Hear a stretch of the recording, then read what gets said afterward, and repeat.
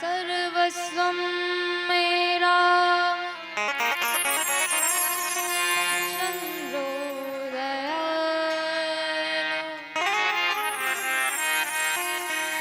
नान्यं जानि नैव जाने न जाने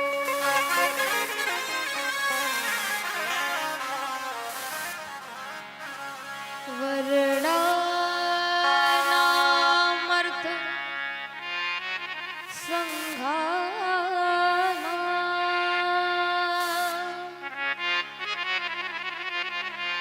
रसानां छन्दसामपि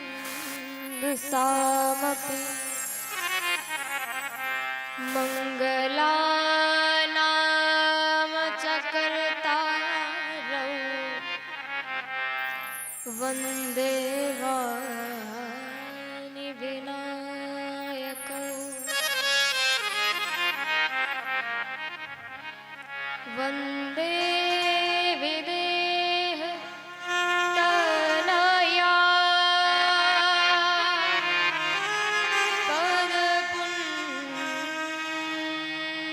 पदपुण्डरीकम् कैशोरसौरभ समाहितया विचित्तम्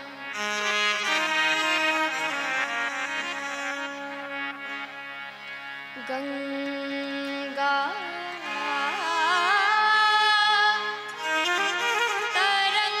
तरंगरमणी जटा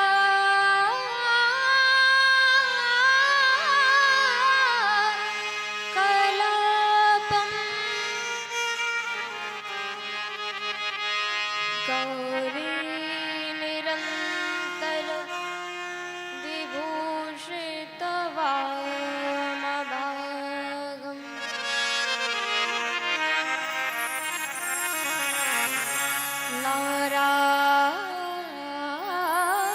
नारायणप्रिय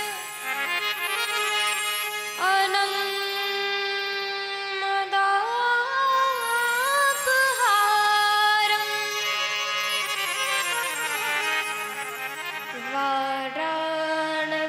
वाराणसीपुरपतिं भज विश्वनाथम्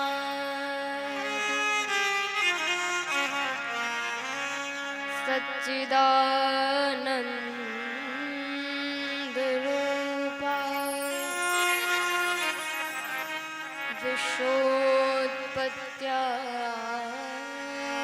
विश्वोत्पत्त्यादिहेतवे तापत्रये विनाशाय श्रीकृष्णाय वयं नमः। बंसी विभूषित करां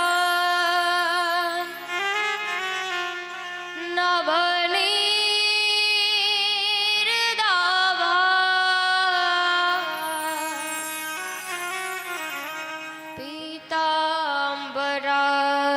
पीताम्बरादरुणबिम्ब फलादरोष्ठा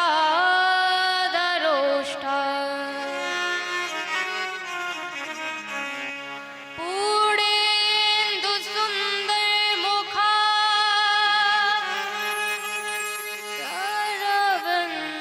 करवन्दनेत्रा कृष्णात् परं किमपि तत्त्वमहं न जाने। श्रीसीतानाथसमारम्भा श्रीरामानन्दाचार्यमध्यमाम् अस्मदाचार्यपर्यन्तं वन्दे श्रीगुरुपरम्परा।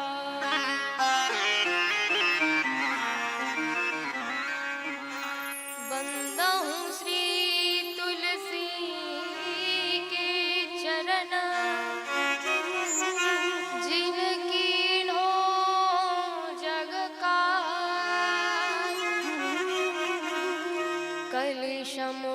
भूणत लख्यो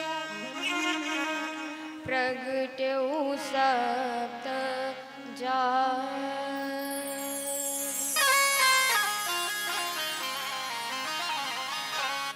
सिय राम कथा रस रसिक प्रभु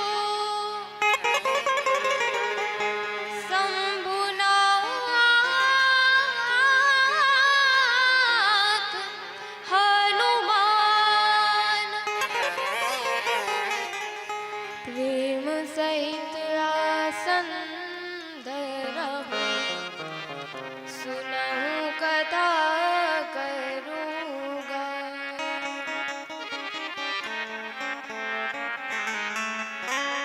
सुनहु कथा करूँगा। बोलिए सियावर रामचंद्र की जय। हनुमंत लाल जी महाराज की जय। आइए अपने मन वाणी को पवित्र करने के लिए भगवान के पावन पुनीत नाम का संकीर्तन करें। श्री राम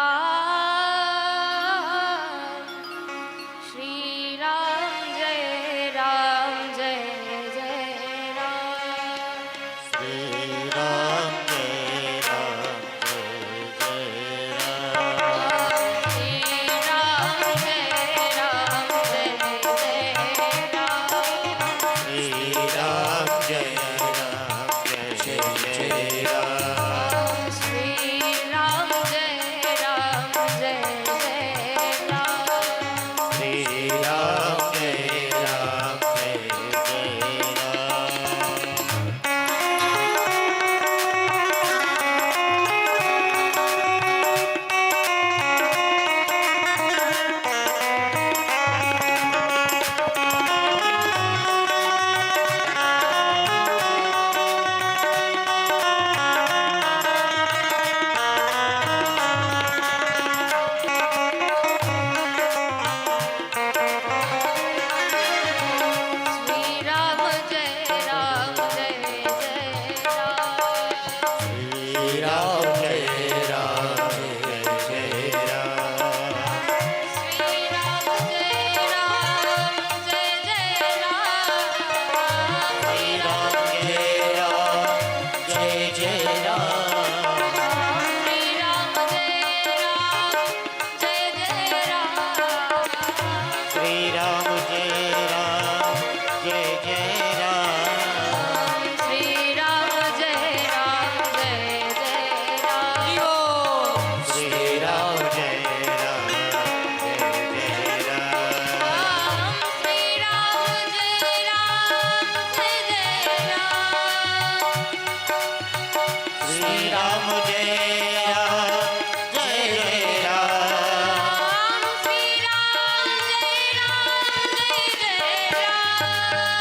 श्री राम जय राम जय जय राम। श्री राम जय राम जय जय राम। श्री राम जय राम जय जय राम। श्री राम जय राम जय जय राम।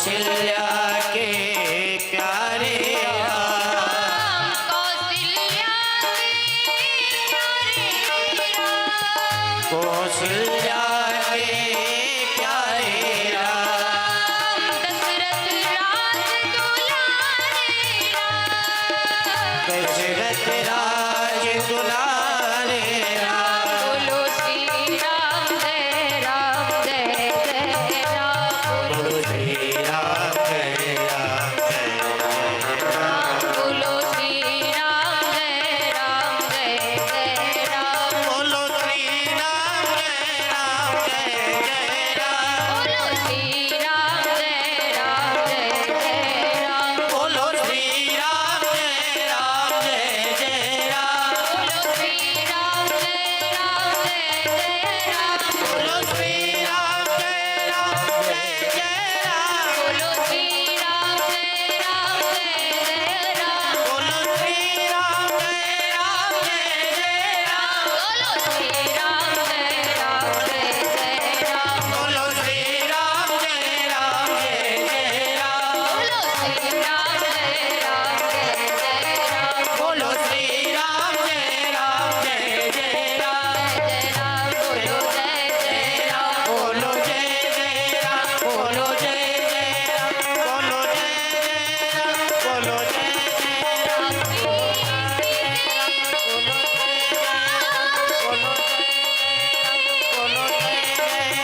बोलो जय जय राम जन्म जन्म मोहि दीजियो श्री चरणन में श्री चरणन में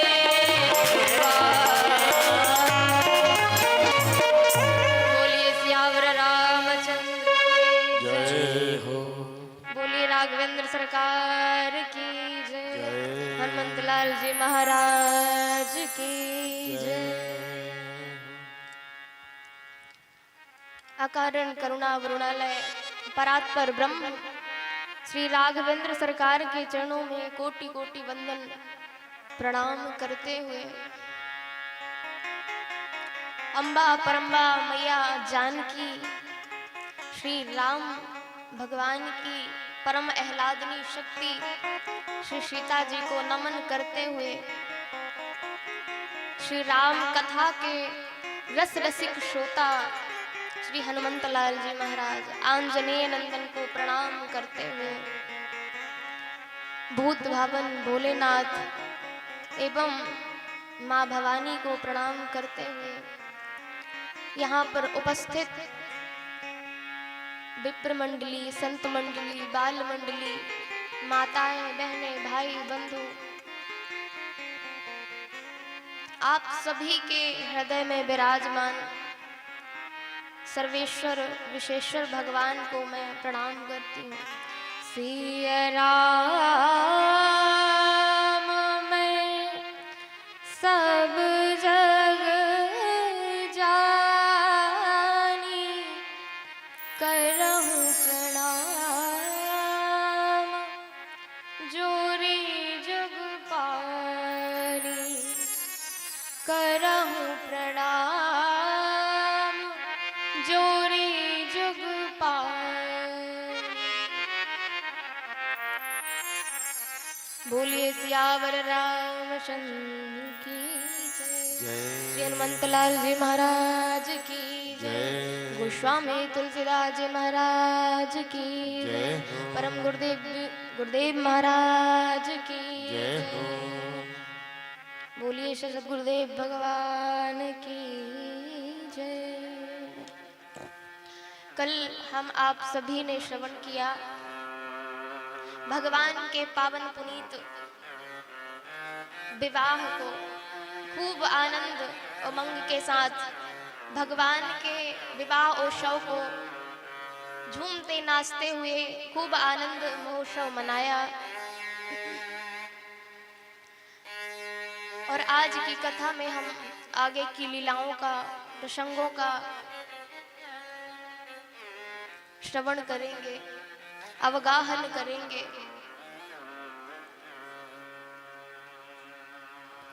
बोलिए श्यावर रामचंद्र की। जब ते राम, जब ते राम ब्याह घर आए, नित नव मंगल मोद बधाए। ओ अब से राम ब्याहे घर आए, नित नवे मंगल होई सुहाए। भुवन चारि दस भूधर भारी, सुकृत मेघ बरसहि सुखवारी। ओ सुपद वेग करो हैया तारी। जब ते राम ब्याह घर आए, जब से राम ब्याहे घर आए, नित नव मंगल मोद बधाए। नित नव मंगल मोद बधाए। भुवन चारि दस भुवन चार दस भूधर भारी, सुखत मृग बरसहि सुखवारी। ओ सुखद मेघ बरसई सुख चारी। रिद्धि सिद्धि संपत्ति नदी सुहाई, रिद्धि सिद्धि संपत्ति नदिये सुहाई। उबद अवध यम बुध कहाई। उमग अवध बुध तहाँ आई। कहीं न जाय, कहीं न जाय, कछु नगर विभूति। जनु बिरंच इत नहीं करतूति। ओ जन बिरज का जे कर दोगी। सब विधि सब पुर लोग सुखारी। सब विधि सब लोग सुखारी। रामचंद्र मुख चंदु निहारी। रामचंद्र मुख चंद्र निहारे। सब विधि सब पुर लोग सुखारी। रामचंद्र मुख चंदु निहारी। ओ रामचंद्र मुख चंद्र निहारे। रामचंद्र मुख चंदु निहारी। चंदु निहारी, चंदु निहारी, चंदु निहारी। बोलिए श्यावर रामचंद्र की। जय हो।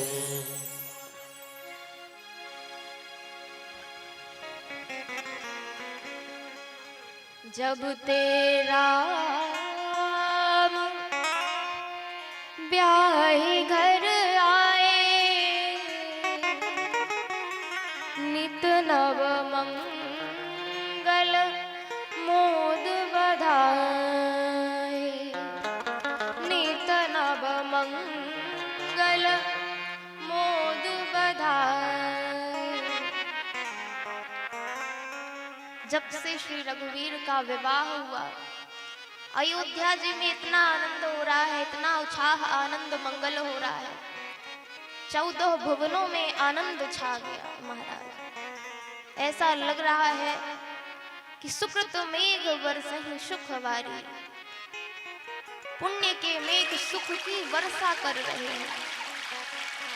रिद्धि सिद्धि संपत्ति नदी सुहाई, रिद्धि सिद्धि रूपी नदी, पवित्र पवित्र नदियां मानो अयोध्या जी में आके शामिल हो गई हैं, वह प्रवाहित हो रही हैं। सभी लोग देख के कहते हैं कछु न जाय नगर विभूति, कहीं न जाए कछु नगर विभूति। इस नगर की महिमा का कैसे वर्णन किया जाए महाराज। इतना आनंद, अपार आनंद अयोध्या जी में मनाया जा रहा है। सभी लोग कहते हैं कि लगता है कि ब्रह्मा जी जनु बिरंच इतनई कर तूती, इतना ही इन्होंने रचना किया है ब्रह्मा जी ने।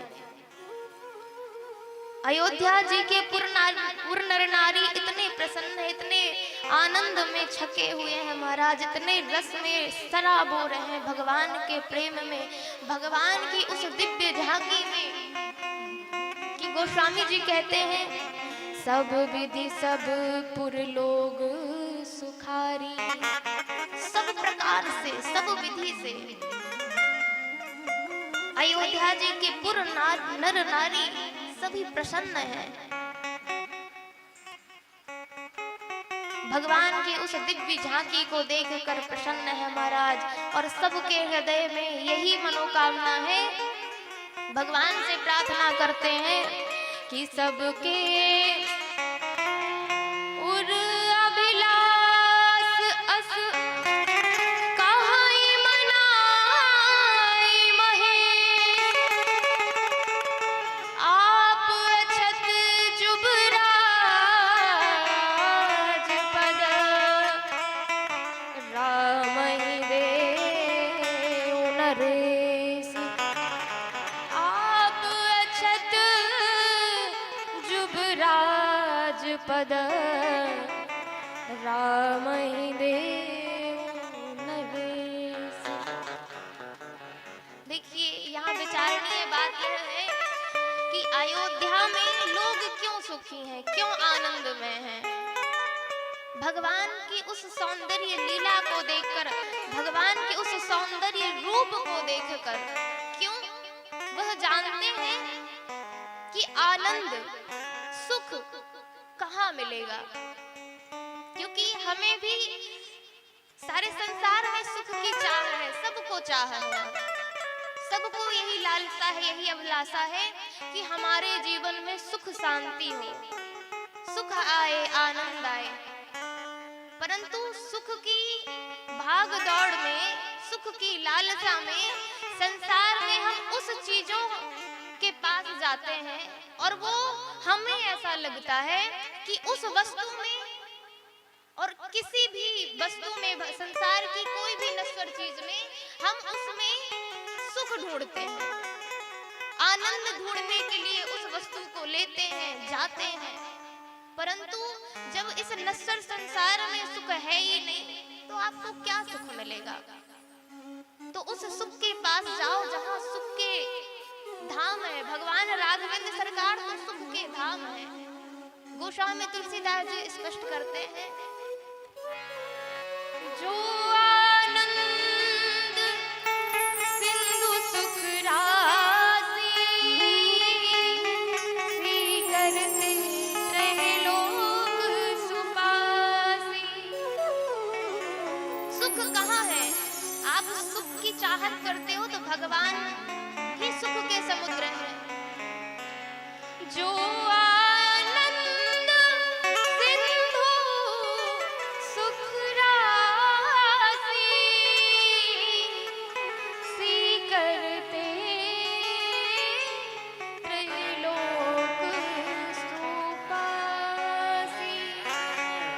आनंद स्वरूप श्री राघवेंद्र सरकार हैं। और आज अयोध्या के नगर निवासी भगवान के दिव्य झांकी को देखकर, भगवान के सानिध्य को पाकर बड़े ही आनंद में है महाराज। तो आनंद संसार की वस्तु में नहीं है, आनंद किसी व्यक्ति में नहीं है, आनंद तो भगवान के नाम में है, आनंद तो भगवान आनंद स्वरूप है। तो आनंद के पास, भगवान के पास जाइए, तभी आपको आनंद की प्राप्ति होगी। अयोध्या के पुर नर नारी मन में कल्पित कामनाएं करते हैं, भगवान से प्रार्थना करते हैं। सबके अभिलाष एक ही है कि युवराज पद जीते जी नरेश राघवेंद्र सरकार को दे दे। आप अछत युवराज पद राम ही देव नरेश। एक बार की बात है, श्री दशरथ जी महाराज एक बार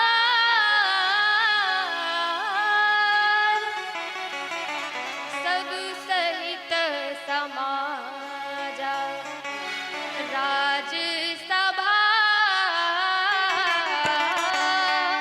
रघुराज विराजा। ये राज्यसभा रघुराज विराजा। एक समय सब सहित समाजा के समय सब सहित समाजा। राजसभा रघुनाथ विराजा। ये राज्यसभा रघुराज विराजा।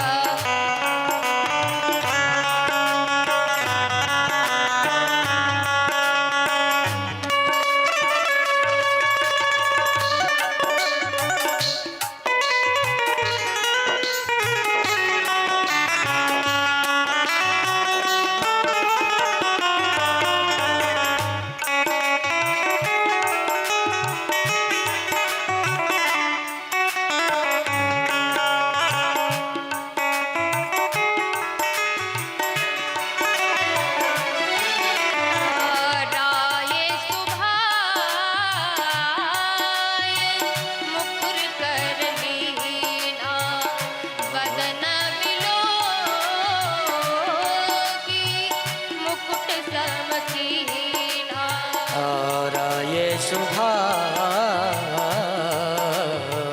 मुकुर कर लीला, बदन बिलो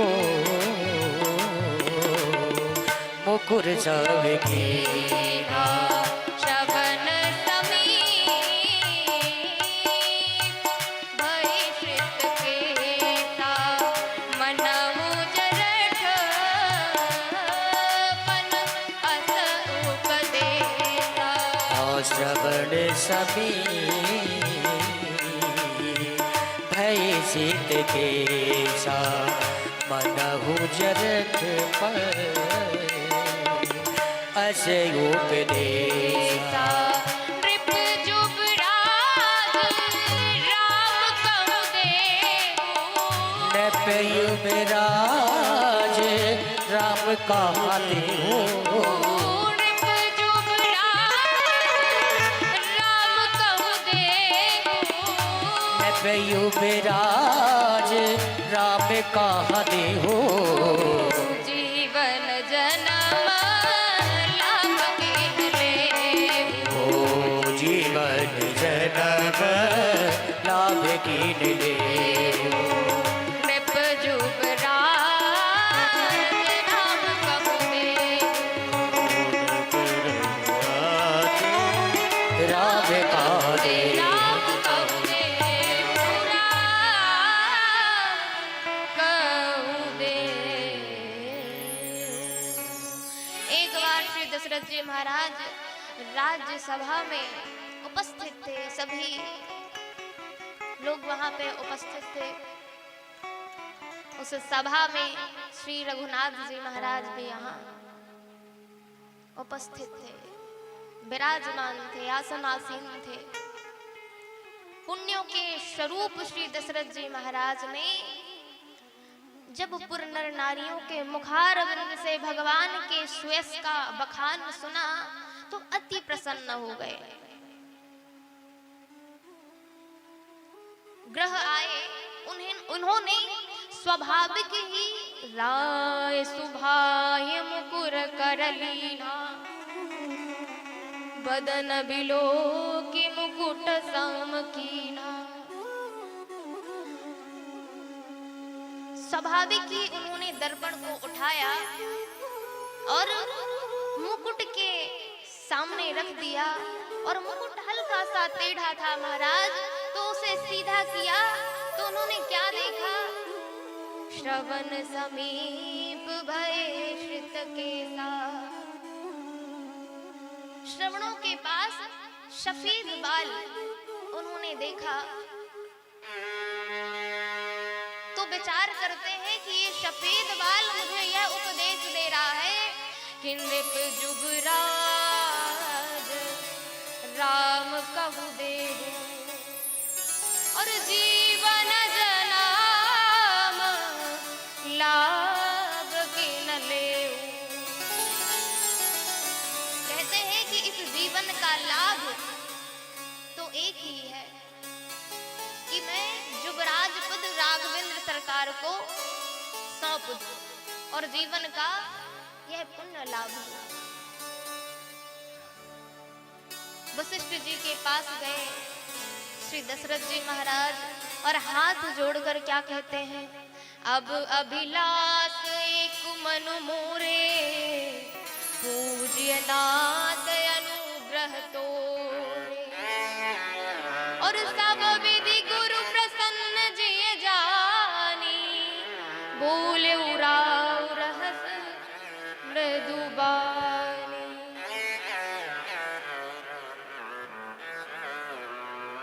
बोले राव रहस मृदुबानी। जब सब प्रकार से बोलिए सियावर रामचंद्र की जय हो। श्री सद्गुरुदेव भगवान की जय हो।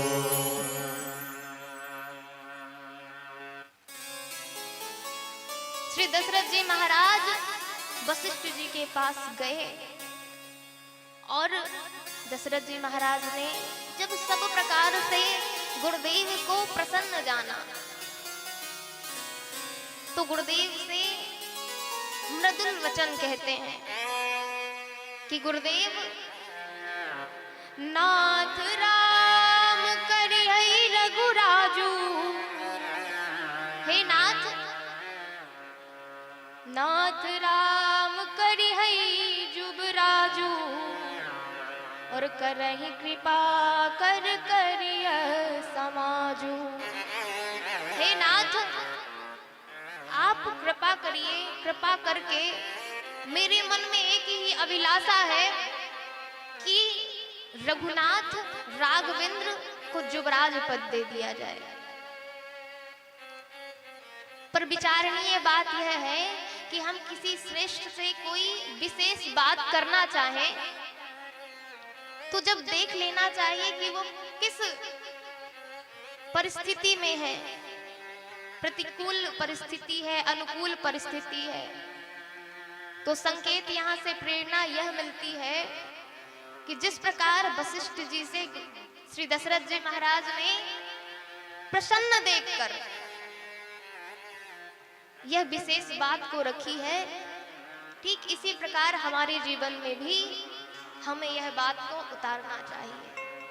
राघवेंद्र सरकार के जुबराज होने के लिए वशिष्ठ जी कहते हैं कि बेगी विलंब न करिया नृपा,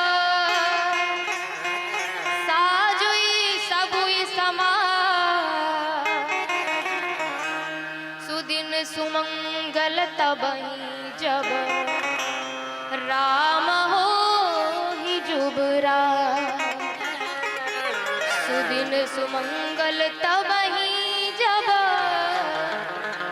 राम हो ही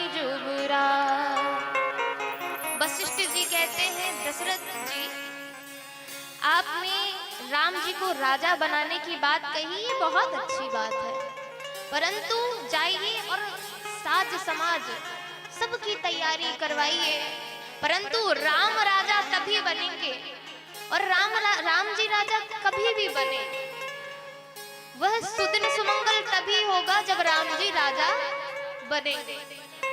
अब ही नहीं बोला उन्होंने, तब ही जब राम होई जुगराज। वशिष्ठ जी महाराज ने राम जी को विधि विधान नियम समझाया है कि राघवेंद्र सरकार, आप ये नियमों का पालन करिए। राम करहूं सब संजम आजू, जो विधि सकल निवाहे काजू, जो विधि कुशल निवाहे काजू। राघवेंद्र सरकार, आप इन नियमों का पालन कीजिए, क्योंकि आज का दिन ही बड़ा भारी है आपके ऊपर, इसलिए आप इन नियमों का पालन कीजिए। तब राम जी ने कहा कि प्रभु, मैं ही राजा क्यों, जन्मे एक संग हम भाई, भोजन शयन के लीलरिकाई, और करन वेद उपवीत विवाह, संग संग सब भय उठा। हम सभी भाई एक साथ जन्मे हैं, प्रकट हुए हैं, परंतु मैं ही राजा क्यों। राम जी को किसी प्रकार की कोई लालसा नहीं है कि मैं राजा बनूं। हमारे संस्कार भी एक साथ हुए, शयन भोजन शयन के लरिकाई, खेला खाया, विवाह, सब कुछ एक साथ हुआ। यह सब देखकर देवता घबरा गए महाराज कि राम जी का प्रेम कहीं ऐसा ना हो कि हमारा राम जी को तो रावण का वध करना है, तो कहीं ये हमारा काम ना भूल जाए। तब देवता घबरा गए महाराज, और उस समय उस गति को देखकर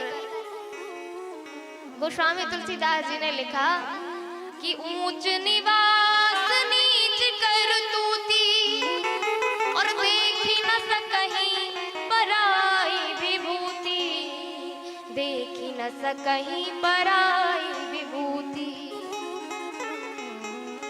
ये देवताओं का ऊंचा निवास जरूर है, परंतु इनकी जो विचार है, इनकी जो बुद्धि है, वह बड़ी छोटी है। ये किसी का अच्छा नहीं चाहते।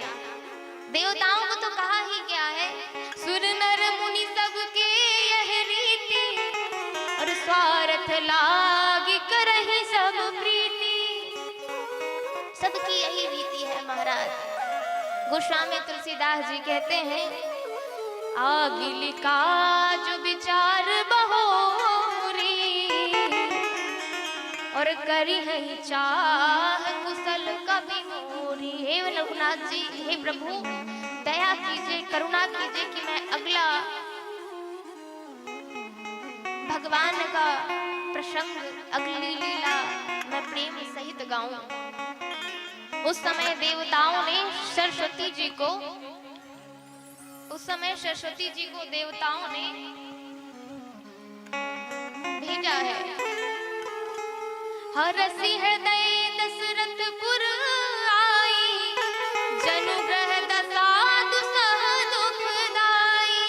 जब सरस्वती जी महाराज आई हैं तो अयोध्या जी में मानो ऐसा लग रहा है कि दुख ही दुख व्याप्त हो गया हो। जनु ग्रह दशा दुसह दुखदाई। इस प्रकार अयोध्या जी में माता सरस्वती जी आई हैं और सब कुछ देखा। क्या देखा? नाम मंथरा मंदमती, कैकई के चेरी केरी, अजस पिटारी ताहि करी, गई गिरा मति फेरी, गई गिरा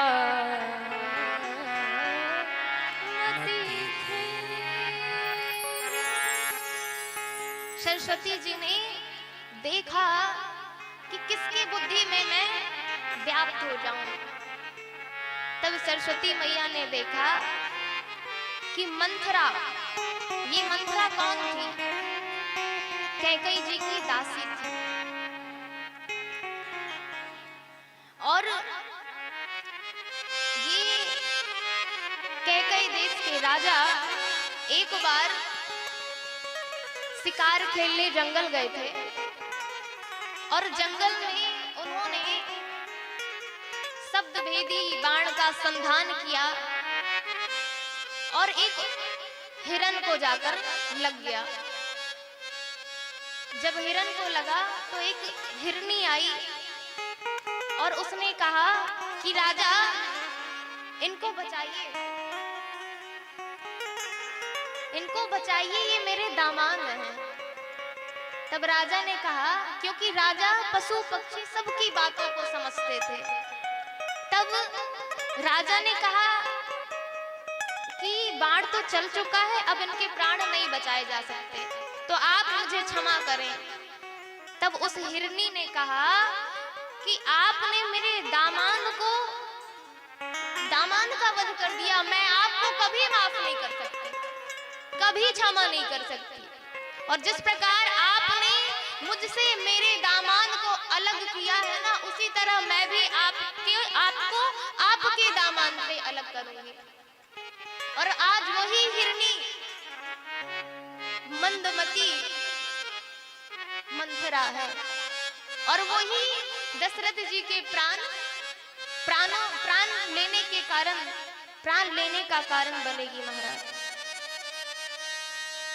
तो सरस्वती जी सब कुछ जानकर और जो भगवान का भजन करता है, भगवान की भक्ति करता है, नाम जप करता है, संकीर्तन करता है, उसकी बुद्धि में कभी विकार नहीं आते। अविद्या माया उन्हें कभी व्याप्त नहीं होती। इसलिए सरस्वती जी ने जब सब देखा तो मंथरा के बुद्धि को मंद कर दिया।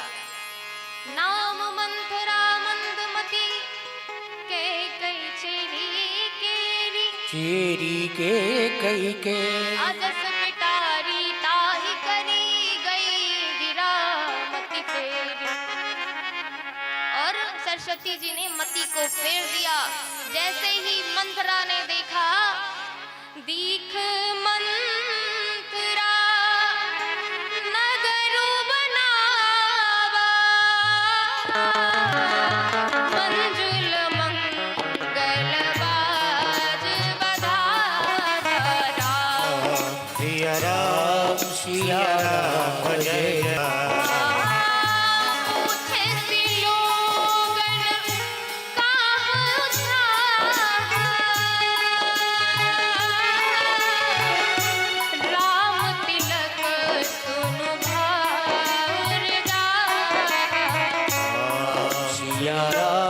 सिया राम जय जय राम। सिया राम जय जय राम।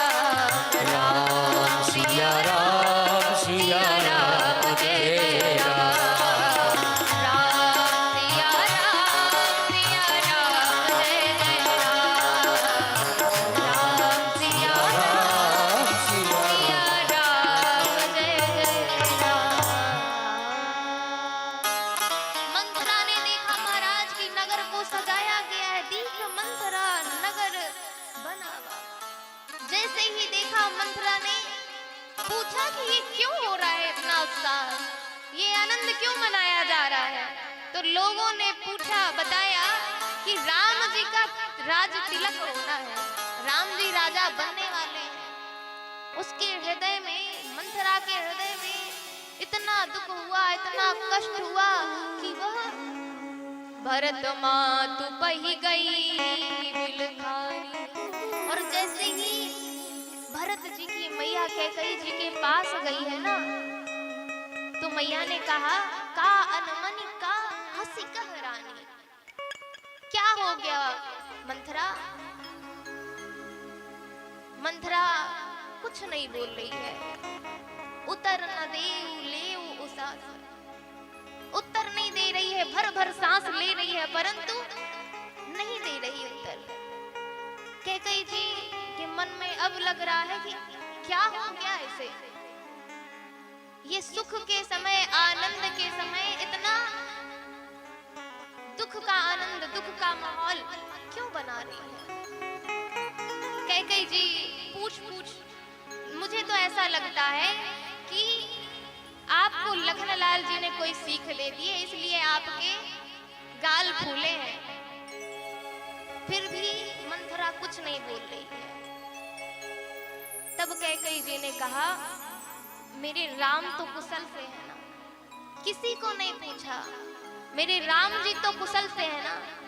तो मंथरा कहती है, राम जी के अलावा आज इस अयोध्या में कौन खुशी नहीं है? राम जी का तो आनंद मनाया जा रहा है। क्यों? राम जी राजा बनने वाले हैं, घोषणा कर दी गई है कि राम जी राजा बनने वाले हैं। बोले, अच्छा राम जी राजा बनने वाले हैं? कैकेयी मैया तो नृत्य करने लगी महाराज, उछल उछल कर नृत्य करने लगी, इतनी आनंदमय हो गई। कहती है कि अगर यह बात मंथरा तूने सत्य कही है, तो तुझे जो अच्छा लगता है, तुझे जो प्रिय लगता है, तो मांग ले।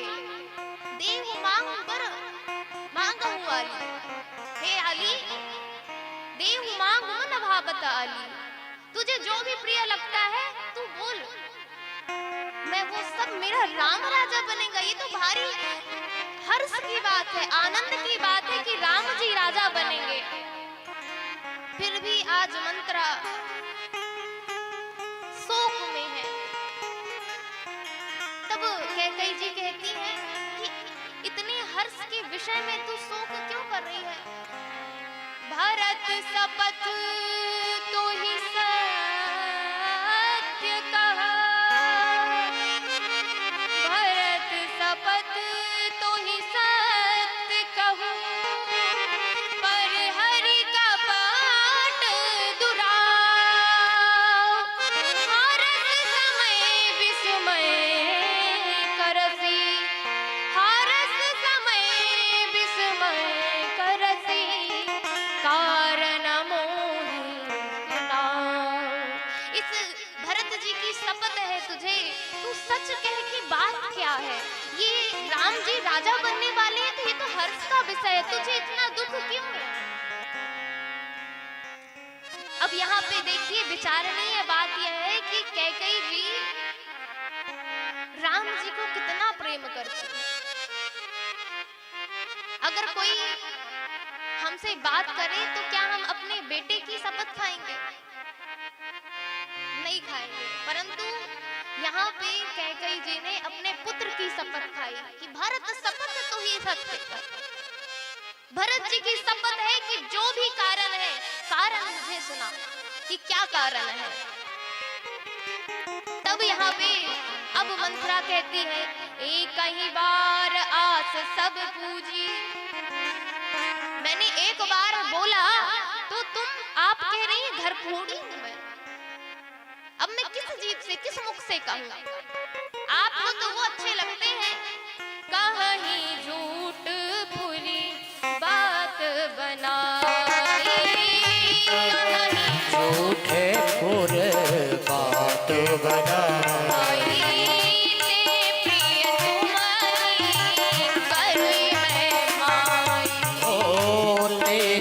तुम्हारी करूं मैं माई, हम ही कहब अब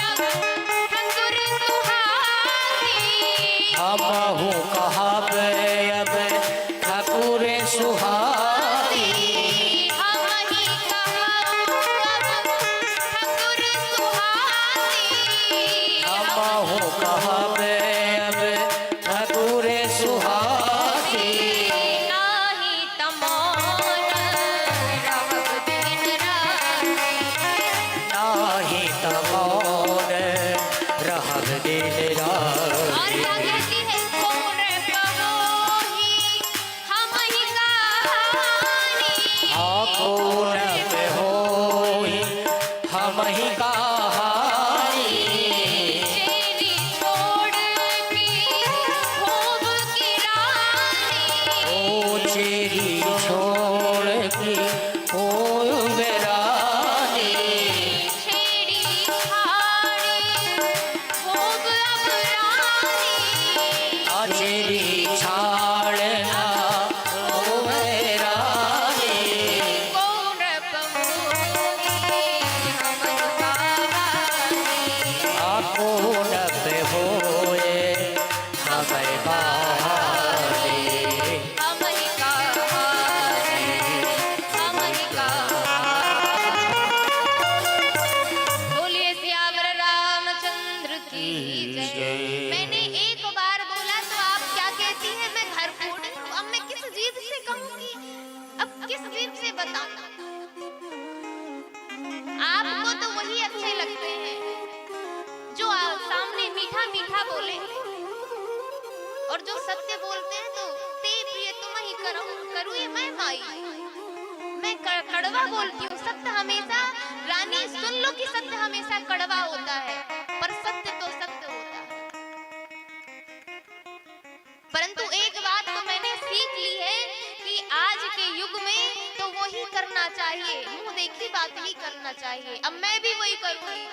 हम कहब अब ठाकुर सुहाती, और नाही तमोन रहब दिन राती।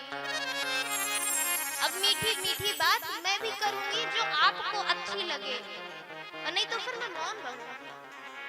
और मुझे क्या भरत जी राजा बने या राम राजा बने, कौन से मैं रानी बन जाऊंगी। कौन पहोई हम ही कहानी, और चेरी छोड़ी अब होब की रानी। कोई भी न हो मुझे क्या, मैं तो दासी की दासी ही रहूंगी।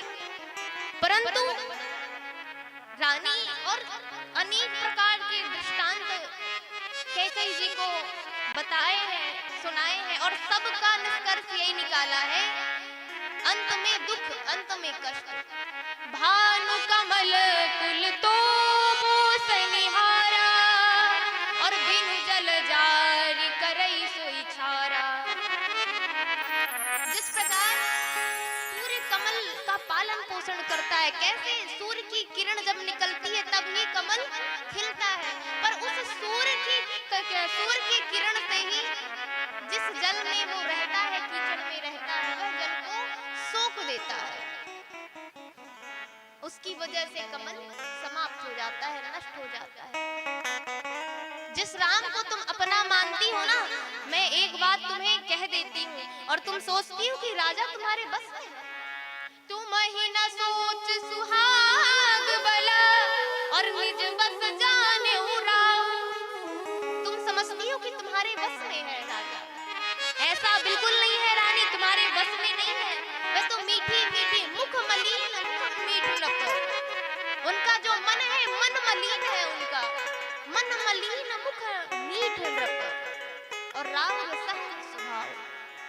आप क्या जानती है कि राजा सरल है, सहज है, ऐसा बिल्कुल नहीं है। मैं आपसे कहती हूँ कि अगर मन में राजा की मलिनता नहीं होती तो 15 दिन पहले से एक पखवाड़ा व्यतीत हो गया। भयउ पाख दिन सजत समाजू, और आप मुझसे समाचार पा रही हैं, सूचना पा रही हैं कि राम जी राजा बनेंगे। राजा ने तुम्हें क्यों नहीं बताया? राजा को बताना चाहिए था, पर राजा ने नहीं बताया। क्यों? राजा मलिन है, छली है, राव सरल स्वभाव। पर आपको लगता है कि राउर सरल स्वभाव, पर राउर सरल नहीं है। दशरथ जी सरल बिल्कुल नहीं है।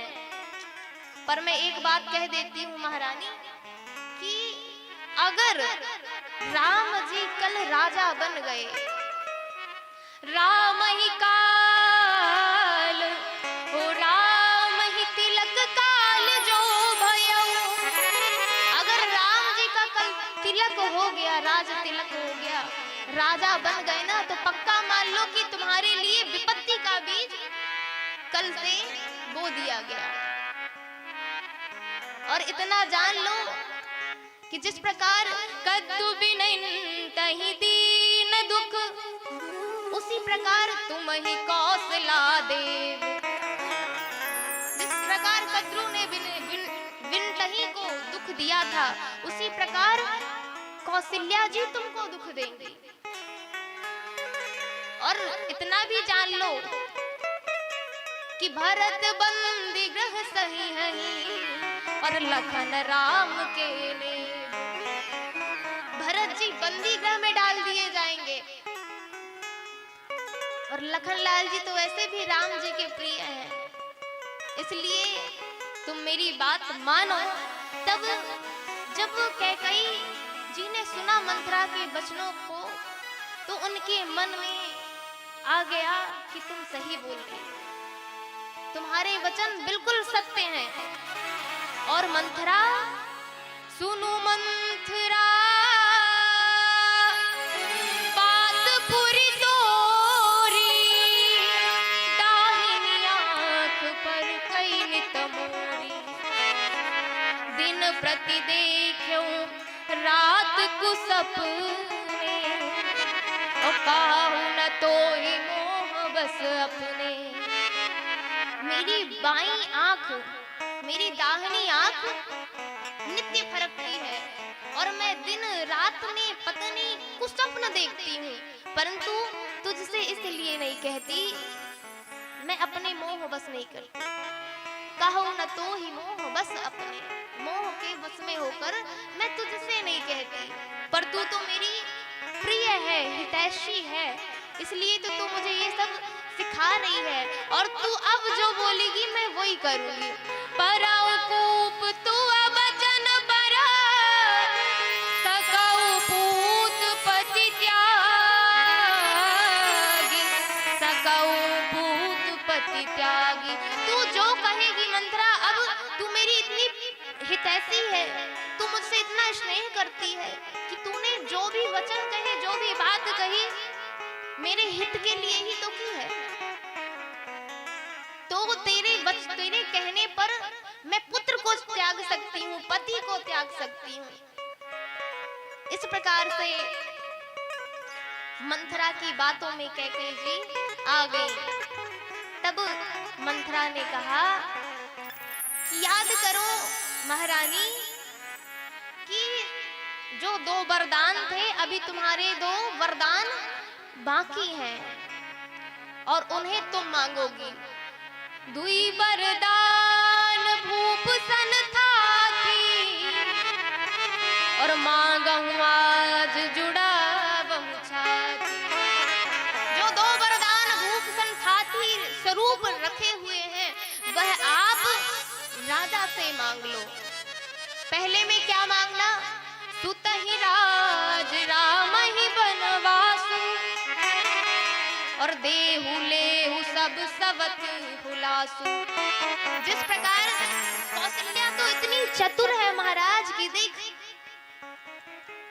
इतनी चतुर है कि वह अपने विचारों से ही अपने पुत्र को राजा बना रही है। पर तुम देखो रानी, कितनी भोली हो तुम्हारे 2 वरदान है तुम मांगने के लिए, परंतु तुम्हें वह भी याद नहीं है। वह मांगना और पहले वरदान में भरत जी राजा बने, यह वरदान मांगना। दूसरे वरदान में मांगना कि राम जी वनवास जाएं। सुत ही राज राम ही वनवास। और कौशल्या जो देख रही है ना, इतनी हर्षोल्लास में है, तो उसका देहु लेहु सब सवति हुलासु, उनका सारा सुख तुम ले लो। प्रकार से मंथरा कैकई जी को भड़का भड़का कर। और कौन है ऐसा कि को न कुसंगत पाई न साई, और को न कुसंगत पाई न साई। ऐसा कौन है जो कुसंगति को पाकर उसकी बुद्धि वागली नहीं हो जाती। तो ये आध्यात्मिक विचार है कि जीवन में हमारा संग अच्छा होना चाहिए। ये गोस्वामी तुलसीदास जी स्पष्ट करते हैं कि को न कुसंगति पाई न साई, और रहाई न नीच मते चतुराई। अगर चतुर व्यक्ति भी नीच व्यक्ति के साथ रह जाए, कुसंग उसे मिल जाए, तो वह उसकी बुद्धि समाप्त हो जाएगी, मलिन हो जाएगी, भ्रष्ट हो जाएगी। इसलिए हमारी जैसी होगी संगति वैसी होगी जीवन की रंगत। इसलिए हमारी संगति हमेशा अच्छी होनी चाहिए। दशरथ जी महाराज सांझ समय सानंद नृप गयऊ कैकई गे,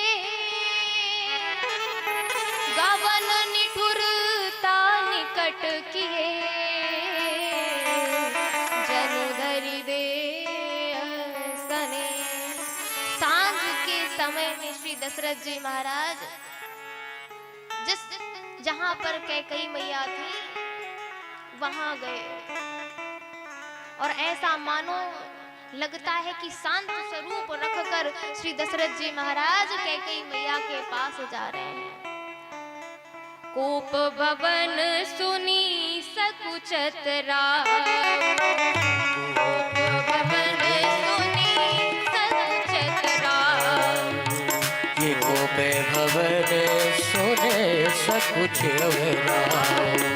भय बस अगहुड़ परई न पाव, भय बस अगहुड़ परई न पाव।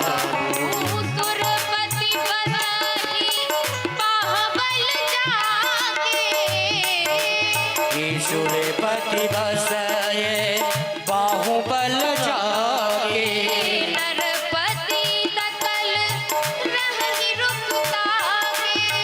नरपति सकल रहि रुकता के, रहि रुकता के, रहि रुकता के, रहि रुकता के। कोप भवन का नाम सुनते ही श्री दशरथ जी महाराज भयभीत हो गए, कंपित होने लगे। महाराज आज त्रिभुवन में श्री दशरथ जी महाराज की जय जयकार करते हैं। सारे देवता सुर नर मुनि सभी लोग जय जयकार करते हैं। दशरथ जी का नाम सुनकर कांपने लगते हैं, परंतु आज वह कोप भवन का नाम सुनकर उनके पैर आगे की ओर नहीं बढ़ रहे हैं। महाराज श्री दशरथ जी महाराज कैकई मैया के पास गए हैं और देखा कि कैकई मैया ने कैसे स्वरूप को धरा हुआ है, धारण किया हुआ है। कैकई मैया को देखकर आज श्री दशरथ जी महाराज व्यथित हो गए। पूछा कि रानी ये क्या हो गया है तुम्हें, ऐसा क्या हुआ है कि तुमने ऐसे वेश को धारण किया हुआ है। रानी बोलो क्या हुआ है तुम्हें। कही हेतु रानी निशानी पर सक पानी सकल निवारही। तुम इस तरह से क्यों देख रही हो मुझे। हे गजगामिनी बार बार कहूं सुमुखी सुलोचन पिक बचनी कारण मोहि सुनाओ गजगामिनी निज कोप कर कारण मोहि सुना गजगामिनी निज गजगामिनी है, सुमुखी है, सुलोचनी, क्या हुआ है तुम बताओ मुझे। ऐसा आपने स्वरूप क्यों बनाया हुआ है। आपने ऐसे वस्त्रों को, ऐसे मोटे मोटे परिधानों को क्यों पहना हुआ है। बात क्या है, किस कारण से आपने ऐसा स्वभाव ऐसे देख रही हैं आप? कारण क्या है बताओ आप? अगर किसी को कहू के ही रंग कहीं करो नरेशु और कहू के ही रपहिन का सो देसु, कहो तो मैं किसी भी राजा को वनवास दे दे, राज्य से निकाल दूं, बताओ क्या कारण है? कैकेयी मैया कहती हैं कि आप कहते तो बहुत है महाराज कि मांगू मांगू पे कहूं पिया, कबहू न देहू न लेहू। आप कहते हैं कि मांगो मांगो मांगो, पर वो दो वरदान जो थाती स्वरूप है आपने उन वरदानों को तो दिया नहीं है, आप और क्या दे सकते हैं मुझे? इसलिए आप मुझे वो ही वरदान दो दे दीजिए। पर देव पावत संदेह, मुझे तो ऐसा लगता है वो भी वरदान आप देने में सामर्थ्य नहीं है, वो भी नहीं दे पाएंगे। कैकेयी मैया की बातों को सुनकर दशरथ जी महाराज व्यथित हैं आज कि कैकेयी तुम ऐसी बातें क्यों कर रही हो? तुम्हें पता है ना कि रघुकुल रीति सदा चली आई, प्राण जाए बरु बचन न जाए, बचन न जाए। तुम्हें पता है कैकेयी कि ये रघुवंश की मर्यादा है कि वह वचनों का जो कह देते हैं रघुवंशी, वह उस वचनों का पालन करते हैं। प्राण चले जाएं पर उनके वचन व्यर्थ नहीं जाते। हे देवी बताओ क्या कारण है? तब कहते हैं मैया कि मुझे दो वरदान चाहिए। और वरदान में क्या मांगती हैं? सुनहु प्राण प्रिय भावत जी का, सुनहु प्राण प्रिय भावत जी का, सुनहु प्राण प्रिया सावत जी का, देहु एक बर भरतहि टीका, सुनहु प्राण प्रिया भावत जी का, देहु एक बर भरतहि टीका,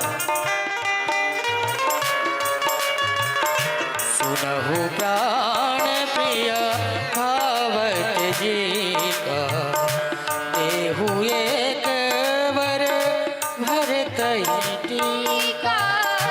देहु एक बर भरतहि टीका, मांगहु दूसर बर कर जोरी, अमागव दोसर पर कर जोरी,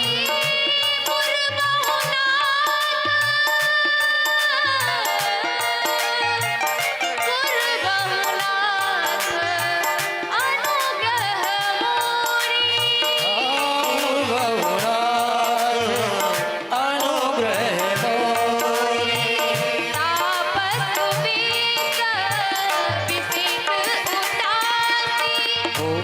आपस भेष विदेश उदासी, 14 वर्ष राम वनवासी, 14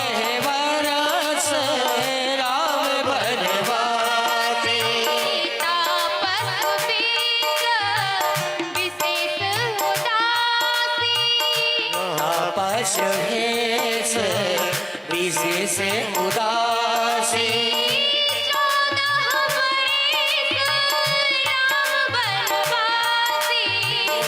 14 वर्ष राम वनवासी,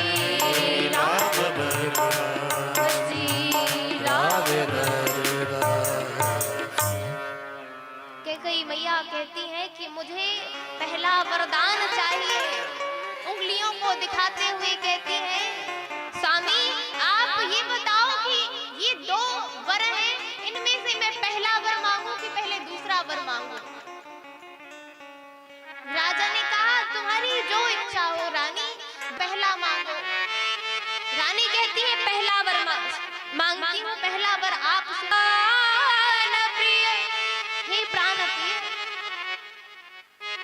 मेरा पहला वरदान ये कहता है कि सुना हूँ प्राण प्रिय भावत जी का।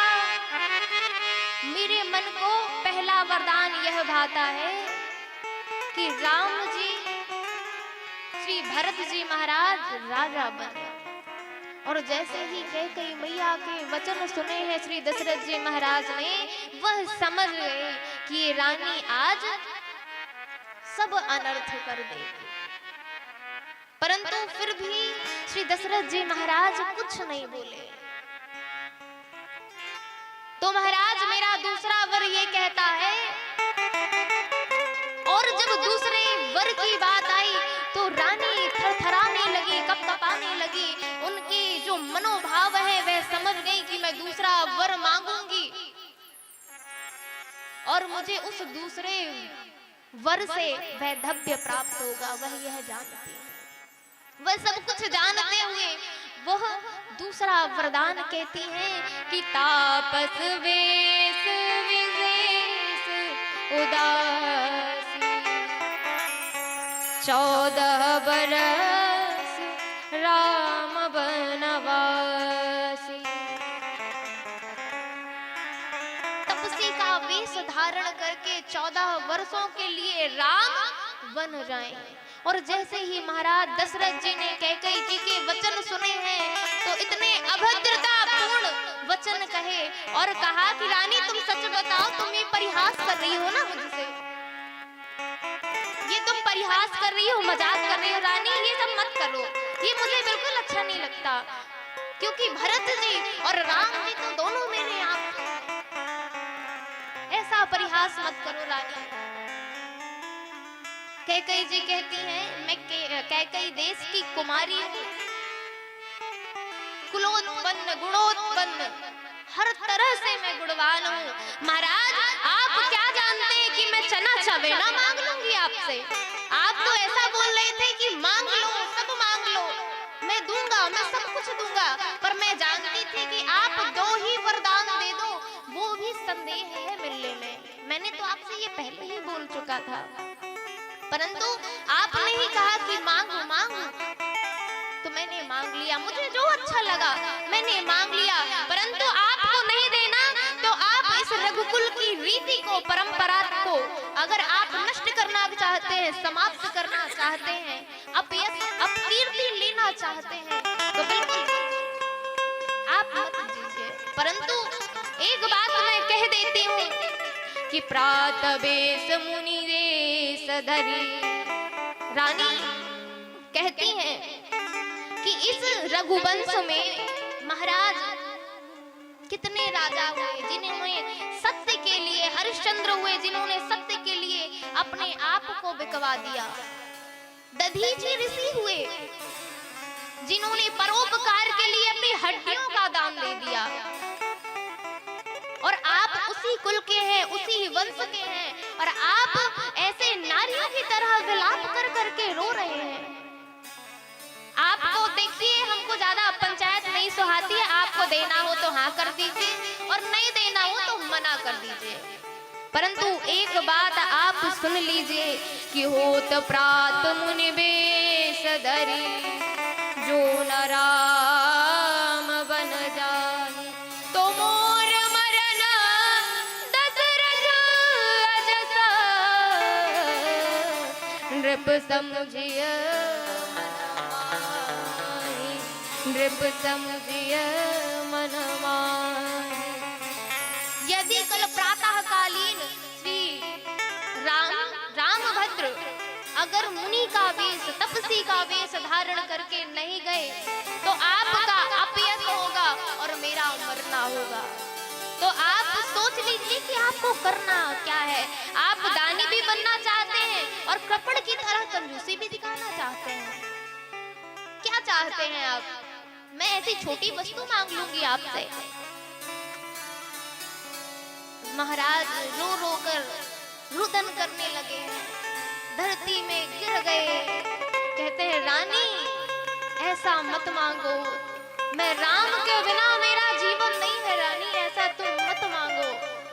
राम तो मेरी आंखें हैं, राम तो मेरा मेरा जीवन है, मैं राम के बिना मेरा जीवन नहीं है रानी। इस प्रकार रोते रोते राम राम कहते हुए बिलपतन रपही भयउ बिनुसारा, बिलपते बिलपते रोते रोते अस्तु पूरित उस दशा का वर्णन नहीं किया जा सकता। प्रातः कालीन हो गई महाराज। नगर के निवासी सभी कहने लगे सुमंत्र जी से कि सुमंत्र जी, आज तो राम जी को राजा बनना है, पहले पहिर भूप नित जागा। प्रथम पहर में ही राम जी श्री दशरथ जी महाराज जाग जाते हैं, पर उनको आज ऐसा क्या हो गया कि वह आज उठे नहीं हैं। सुमंत्र जी जाइए और आप जाकर देखिए कि क्या है। हम उस हिसाब से श्री रघुवीर के राज तिलक की तैयारी करना चाहते हैं। आप जाइए सुमंत्र जी। और जैसे ही सुमंत्र जी कैकेयी की भवन में प्रविष्ट हुए तो ऐसा मानो प्रतीत होता है कि बड़ा भयावन देखा नहीं जा रहा है। और कैकेयी मैया के जब कोप भवन की ओर देखा और रानी के महल में गए, रानी के कक्ष में गए हैं, तो दशरथ जी महाराज दीनहीन अवस्था में पृथ्वी पर पड़े हुए राम राम राम राम करते हुए रुदन कर रहे हैं, अश्रु से नेत्र भरे हुए हैं। तब सुमंत्र जी ने कहा कि सुमंत्र जी कुछ नहीं कह पा रहे और रानी इस तरह से राजा को देख रही हैं। रानी ने कहा कि सुमंत्र जी जाइए और राम को बुला के लाइए। सुमंत्र जी राम जी के पास गए हैं और बुलाकर सुमंत्र जी दशरथ जी के समक्ष उपस्थित किया है। राम जी ने देखा श्री दशरथ जी की अवस्था को तो व्यथित हो गए, दुखित हो गए, इतना कष्ट हुआ। तो मैया ने कहा, मैया से राम जी कहते हैं कि माता, ऐसा क्या कारण है कि पिताजी इतने दीनहीन मलिन अवस्था में रुदन करते हुए पृथ्वी पर पड़े हुए हैं। माँ, ऐसा क्या, क्यों ऐसा हो रहा है? क्या बात है? पिताजी क्यों इतने दुखी हैं? क्यों इतने परेशान हैं? राम जी के वचनों को सुनकर कहती है मैया कि राम कोई कारण नहीं है, राजा ही तुम पर अधिक सने हुए, राजा को आप पर अधिक सने हैं, इसलिए ये इस गति में पड़े हुए हैं। रानी को रानी ने सब बताया। तब राम जी के मुख में इतनी प्रसन्नता हुई कि बस मैया, इतनी सी बात है और पिताजी को इतना दुख क्यों है? मुझे ऐसा क्यों नहीं लगता कि पिताजी किसी और कारण से दुखित हैं। माँ, आप बताओ क्या कारण है? क्या मैंने कोई गलती कर दी इसलिए पिताजी इतने दुखित हैं? क्यों दुखित हैं? माँ ने सब कुछ बताया है। राम जी मुस्कुरा कर कहते हैं, सुनु जननी सोई सुत बड़ भागे। सुने जननी सोई सुत बड़ भागे।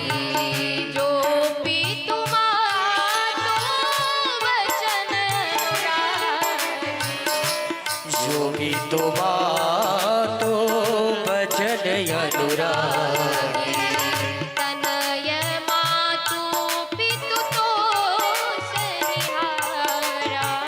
तनय मात पितु पोषण हारा। दुर्लभ जननी सकल संसारा। दुर्लभ जननी सकल संसारा।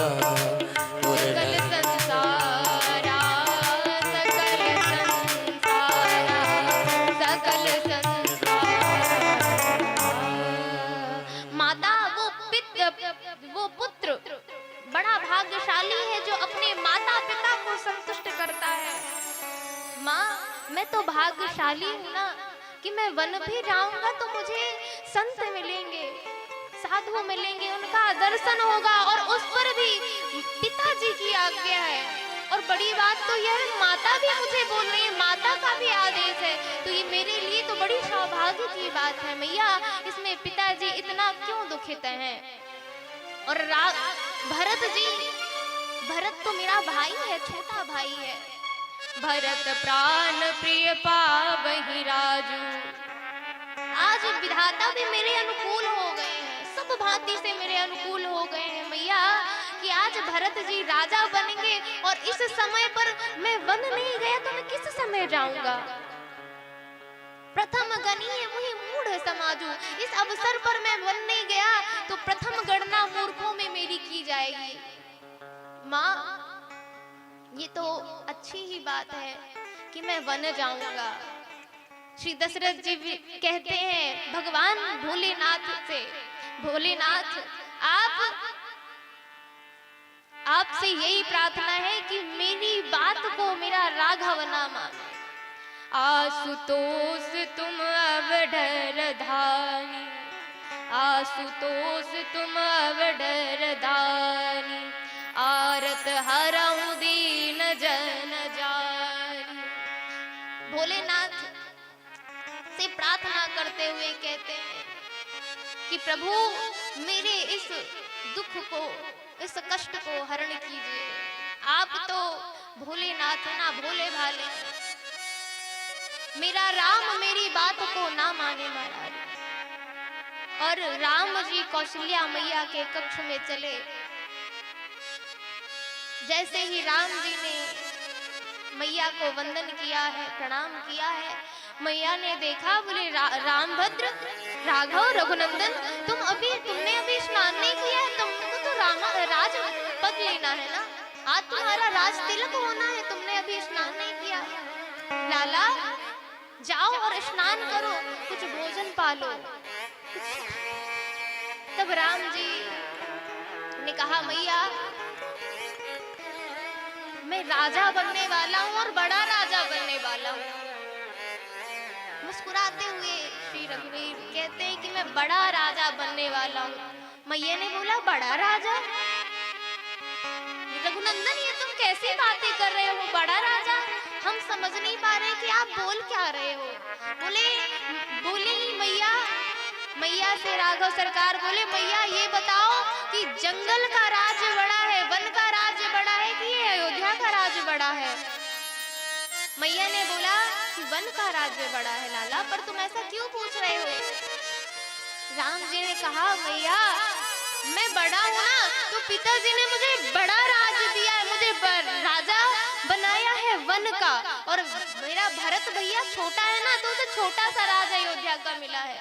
और जैसे ही सुना महाराज, मैया की ने जो थाली ली थी पूजन के लिए वो गिर गई और मैया रुदन करने लगी कि बेटा लाला, कल पिताजी ने तो तुम्हें राज देने के लिए घोषणा की थी, आज ऐसी क्या बात हो गई कि तुम्हें वन जाने के लिए कह रहे हैं? ऐसा क्या कारण है? बताओ आप, ऐसा क्या कारण है?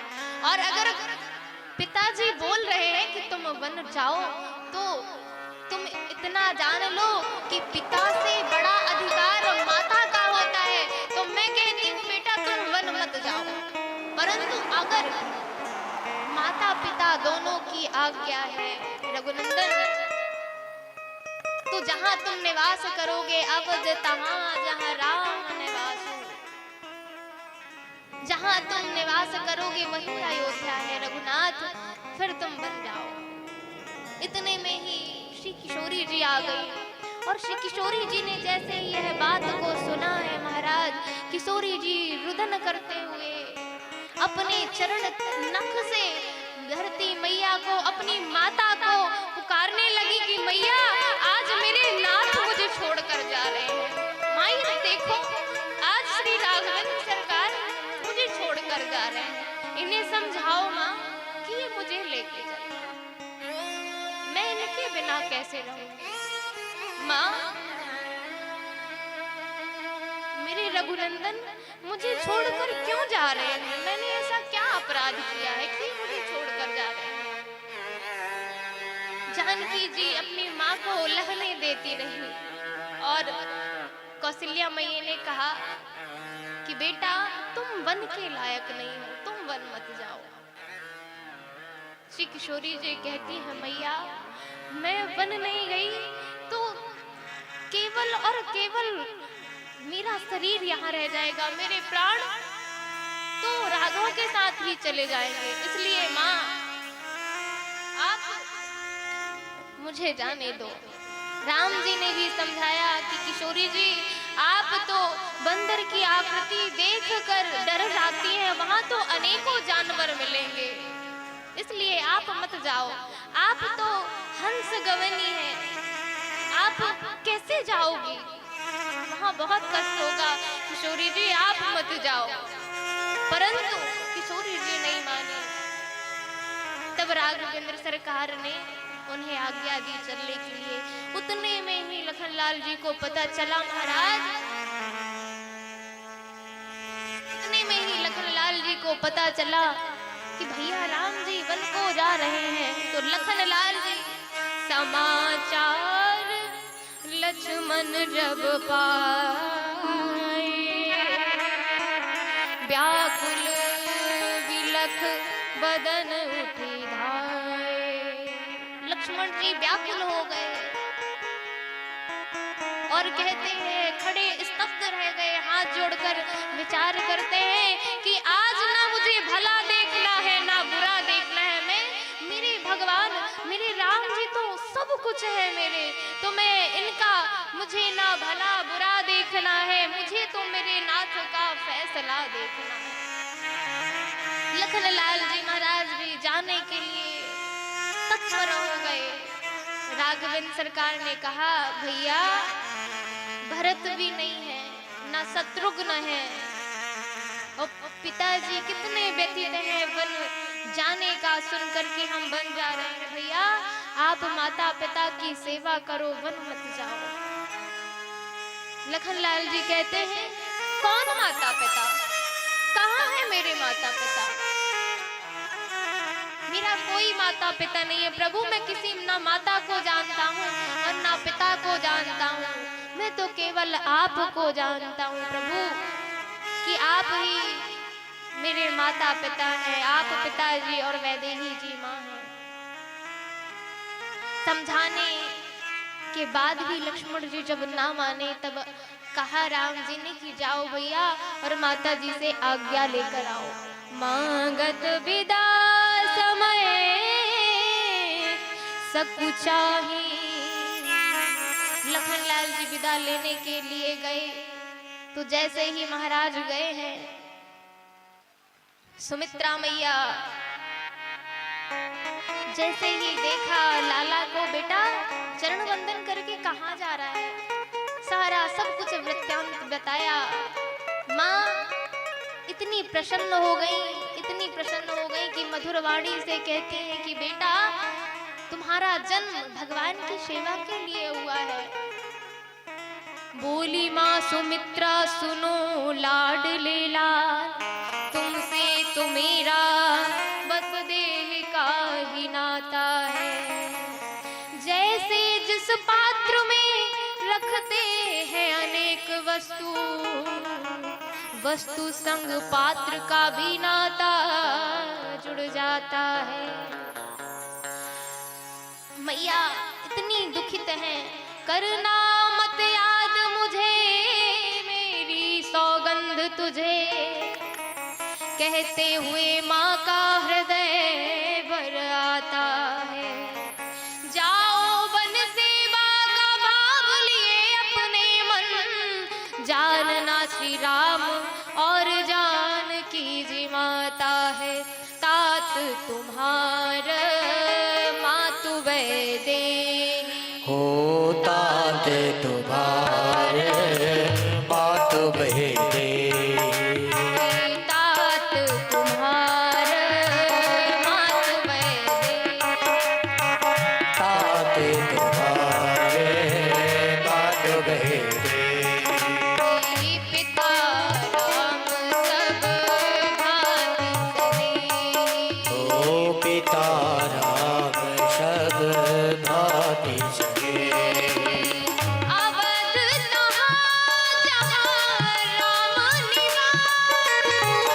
आबद तहाँ जहाँ राम निवास हो।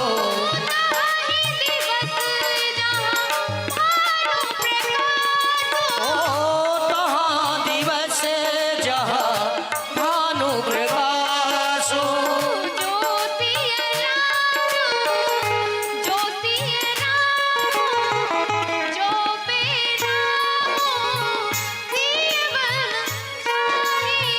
जो पैरा सिय बन जाई।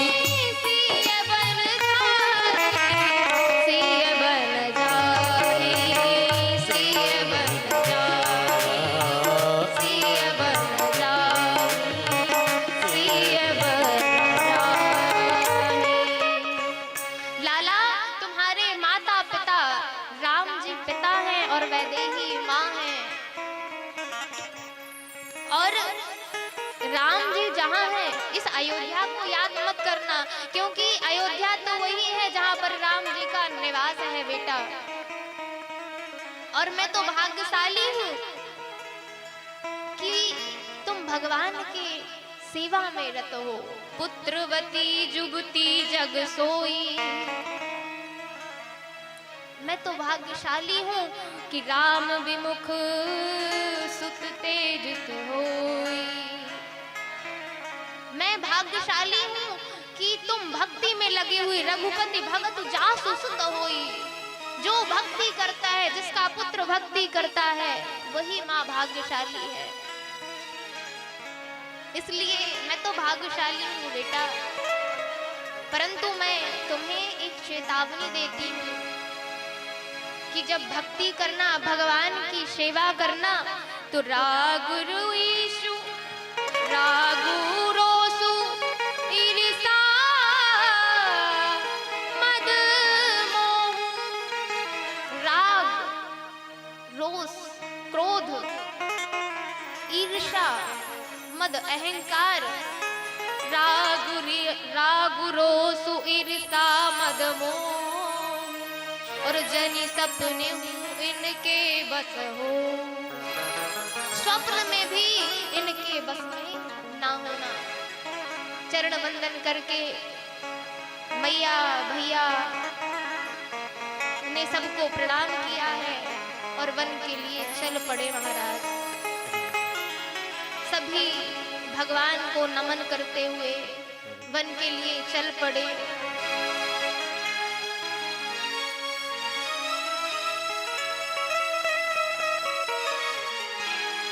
जैसे ही चल पड़े, वहां के जो भी नर नारी है महाराज, राजमहल से निकसे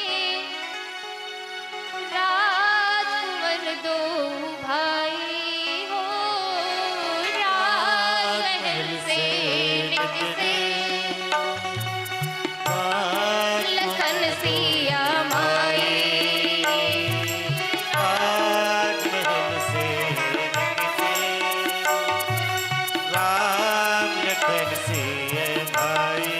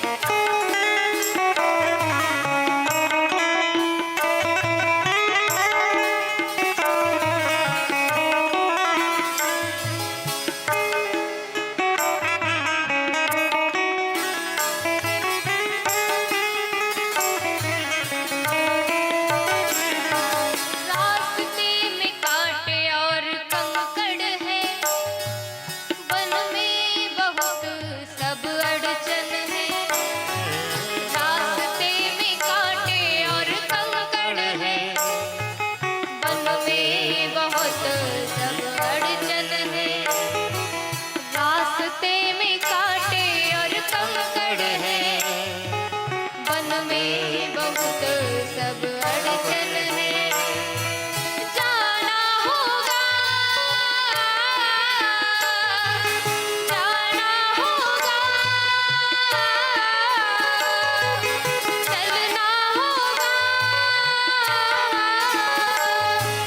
सब ये सोचे बितना ने यह कैसे भाग्य बनाए, राजमहल पे टूटे राम लखन सिया माए, राजमहल से निकले राम लखन सिया माए, राजमहल से निकले राम लखन सिया माए।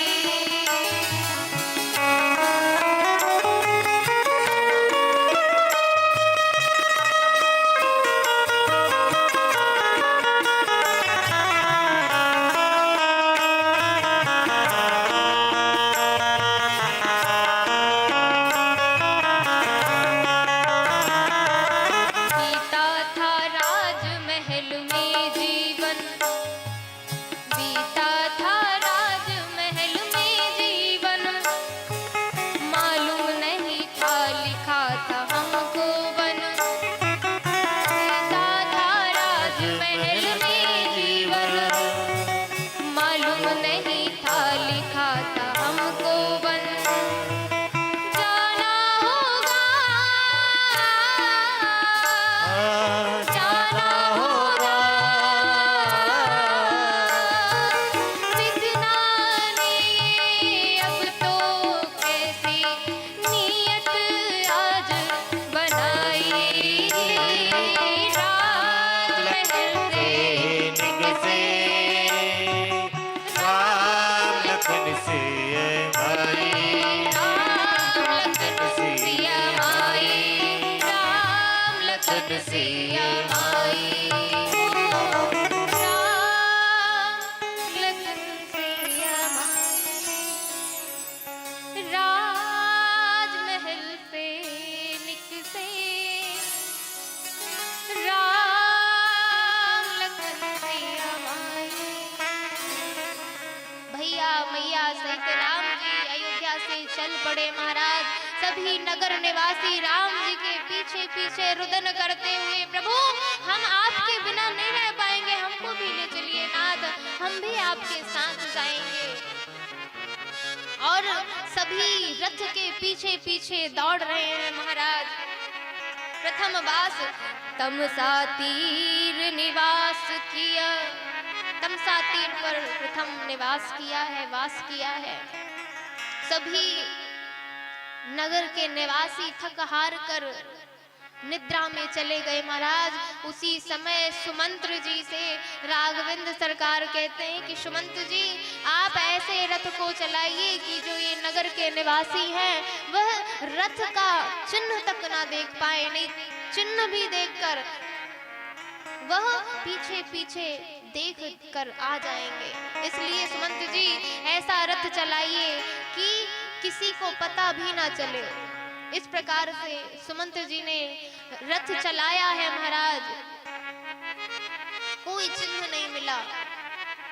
और जैसे ही प्रातःकालीन नगर के निवासी जागे हैं महाराज, राम राम कहकर रुदन करने लगे, प्रभु आप हमको छोड़कर कहाँ चले गए, प्रभु आप हमको छोड़कर कहाँ चले गए प्रभु। और प्रभु श्रृंगवेर पहुंचे। सीता सचिव सहित दो भाई श्रृंगवेरपुर पहुँचे जाई। उतरे राम देव सरी देखी, कीन दंडवत हृदय कीनवत हरसु विशेषी। श्रृंगवेरपुर महाराज मैया भैया के सहित मैया को प्रणाम किया है। गुह जी से मिले निषाद राज गुह का जैसे ही राम जी को देखा है महाराज स्वागत के लिए तत्पर हो गए। और स्वागत आतिथ्य किया है कि प्रभु आप कहीं नहीं जाएंगे, आप हमारे ही पास रहेंगे, हमारे ही संग रखेंगे। आप यहाँ श्रृंगवीरपुर के हम आपको राजा बना देंगे प्रभु, आपको कहीं नहीं जाएंगे, आपको कहीं नहीं जाने देंगे प्रभु, आप यहीं निवास करिए। तब राम जी ने समझाया है कि भैया निषाद जी, हमारे पिताजी ने हमको वन गमन दिया है कि हम तपसी के वेश में रहेंगे, किसी नगर में नहीं रहेंगे, वन में निवास करेंगे, इसलिए हम यहाँ श्रृंगवीरपुर में नहीं ठहर सकते। तब कंदमूल फल भोजन राम जी भैया मैया को दिया है, भगवान ने बड़े प्रेम सहित खाया महाराज। गुह सवार साथरी डसाई, उस किसले में मृदुल सुहाई। साथरी बनाकर भगवान को वहां पर विराजमान हुए महाराज, और बड़ी प्रसन्नता के साथ राम जी बखान बखान कर उनकी बड़ाई करते हैं। रात्रि हुई और रात्रि होने पर निषाद जी ने देखा कि उस वृक्ष के नीचे रघुनाथ जी मैया के सहित विश्राम कर रहे हैं, आराम कर रहे हैं। तो लखनलाल निषाद जी ने कहा, क्या कहते हैं निषाद जी? कैकई नंदनी मंदमती, कठिन कुटिल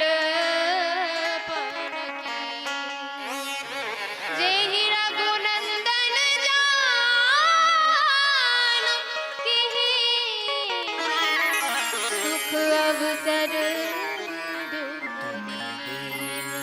ये कैकई नंदिनी, कैकई देश की नंदिनी ने राम जी को जब सुख का अवसर आया तो राम जी को दुख दे दिया। कितनी मंदमती है। जैसे ही लखनलाल जी ने सुना कि मैया को अपशब्द कह रहे हैं निषाद जी, तो निषाद जी को बोले लखनलाल जी कि भैया आप इधर आओ, आप कुछ कह रहे हैं। तब निषाद जी ने कहा कि जब सुख का अवसर आया प्रभु का, श्री राघवेंद्र सरकार का, श्री सीता जी का, तो सुख के अवसर पर दुख दे दिया। तब लखनलाल जी का यहाँ पर ज्ञान उपदेश निषाद जी को बड़ा ही सुंदर लखनलाल जी ने भगवान ब्रह्म की बातें कही है, ब्रह्म का उपदेश दिया है कि जीवन में ब्रह्म, हमारे जीवन में हम किस नियम को अपनाएं कि हमारे जीवन में ब्रह्म के प्रति प्रेम बने। और वो लखन जी आज प्रेम भक्ति मृदुल वचन कह रहे हैं, जो अपने पिताजी को भी क्या क्या नहीं कह दिया सुमंत जी से। तब राम जी ने अपनी शपथ देकर बोला सुमंत जी से कि सुमंत जी आप पिताजी को मत कहिएगा कि लखन जी ने आपके लिए अभद्रता पूर्वक वचन है, आप मेरी शपथ है, आपको शपथ दिलाकर मना किया। आज वो लखनलाल जी महाराज बोले लखन मधुर मृदुबानी, ज्ञान विराग भगति रस सानी। ज्ञान और विराग भक्ति रस सानी मृदुल वाणी निषाद राज जी से कहते हैं कि भैया, और वो लखनलाल जी कहते हैं कि कह देना के कई माता से, अब घी के दिए जलाए वो। कह देना के कई मैया से अब वो घी के दिए जलाएं, दो कांटे थे वो निकल गए, निष्कंटक राज चलाए वो लखनलाल जी महाराज आज मृदुल वचन कह रहे हैं, निषाद राज जी को उपदेश दे रहे हैं। क्या उपदेश देते हैं? काहू ना को सुख दुख कर दाता, काहू ना को सुख दुख कर दाता, निज कृत कर्म भोग सब दाता, निज कृत कर्म भोग सुन भ्राता,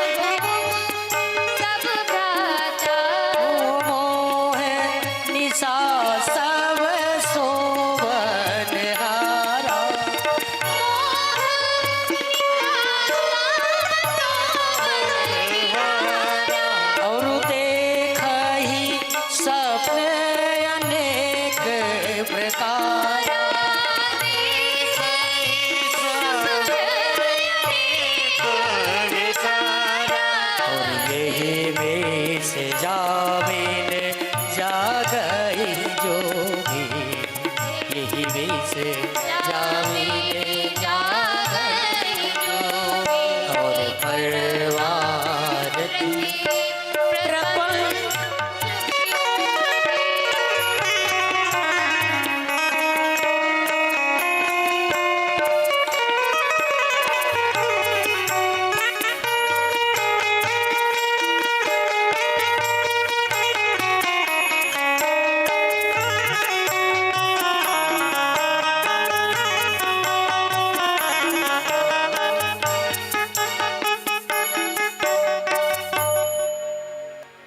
बोलिए सियावर रामचंद्र की जय। लखनलाल जी कहते हैं, भैया निषाद जी, आप कहते हो कि राम जी को दुख दे दिया मेरी माता ने, पर ऐसा नहीं है भैया। काहू न को सुख दुख कर दाता, कोई किसी का सुख दुख का देने वाला नहीं होता है। और हम जो कर्म करते हैं और वह कर्म का फल जब मिलता है, अच्छे कर्म करेंगे तो अच्छा फल मिलेगा और बुरा कर्म करेंगे तो बुरा फल मिलेगा। पर कुछ लोग ऐसा कहते हैं, प्रभु मैं तो इतना अच्छा हूँ या इतनी अच्छी हूँ, पर मेरे ही जीवन में इतना दुख क्यों आता है, इतना कष्ट क्यों आता है। बोलते हैं कि नहीं बोलते हैं? क्यों भैया? बोलते हैं ना। परंतु ऐसा बिल्कुल नहीं है।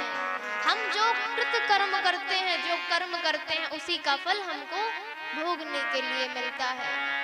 सुखस्य दुःखस्य न कोऽपि दाता, सुख और दुख, सुख और दुख हमारे निज कृत कर्मों की वजह से मिलता है। एक संत जी कहते हैं कि हमारा जो कर्म किया हुआ है, हम दोनों से प्रेम करें, सुख से भी करें, क्योंकि ये एक पहलू के दो चक्के हैं भाई, ये सुख भी और दुख भी। तेरे फूलों से भी प्यार, तेरे कांटों से भी प्यार, ओ दाता जो भी देना दे दे दाता मेरे करता। जो भी देना मेरे तेरे फूलों से भी प्यार, तेरे कांटों से भी प्यार, तेरे फूलों से भी प्यार, तेरे कांटों से भी ओ प्यार। दाता जो भी देना दे दे दाता मेरे करता।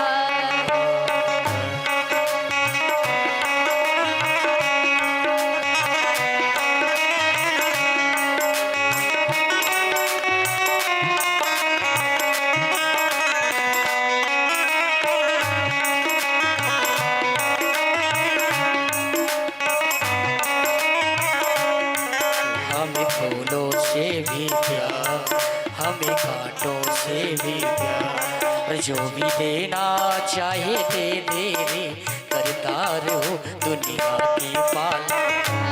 तेरे फूलों से भी प्यार, तेरे कांटों से भी प्यार, ओ दाता जो भी देना दे दे दाता मेरे करता। तेरे कांटों से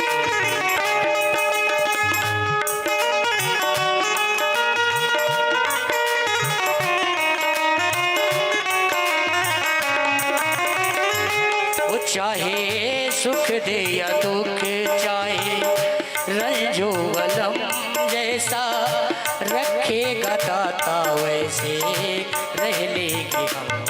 चाहे सुख दे या दुख, चाहे खुशी दे या गम, जैसे रखेगा तो दाता वैसे रह लेंगे हम।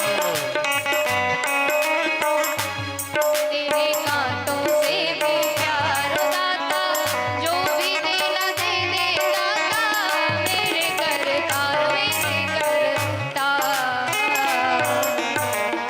बोलिए सियावर राम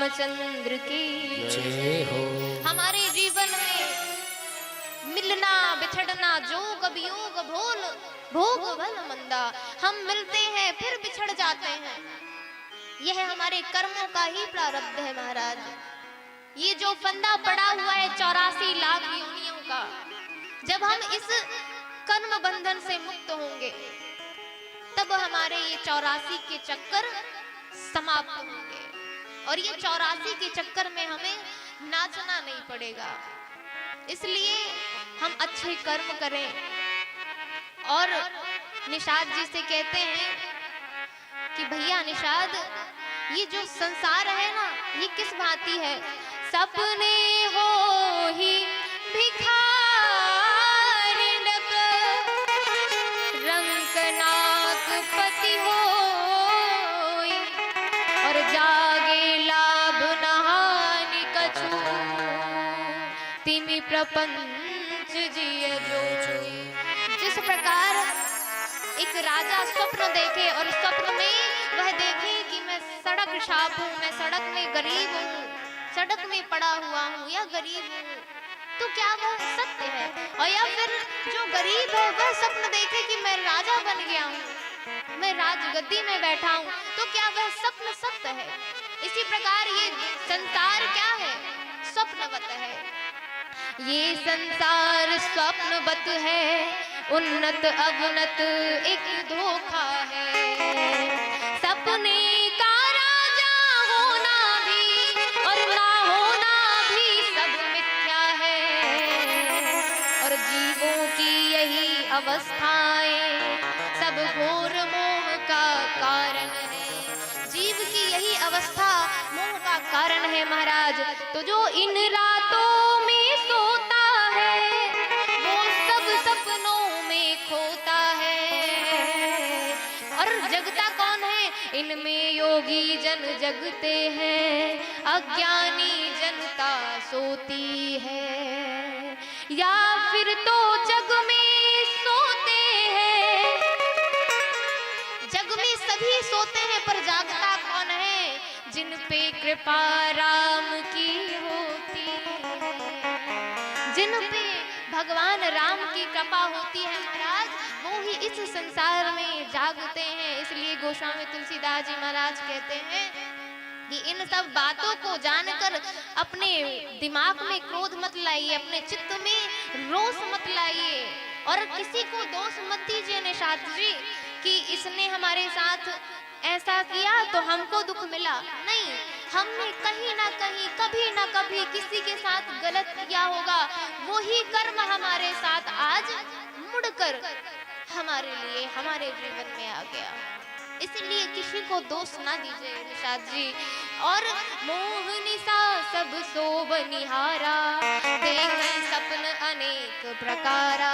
इस मोह की, इस संसार में मोह निशा में, मोह निशा की रात्रि में सब सोए हुए हैं, और अनेक प्रकार की कल्पित कामनाएं अपने मन में कर लेते हैं कि हमारा बालक अच्छा निकलेगा, संस्कारी निकलेगा।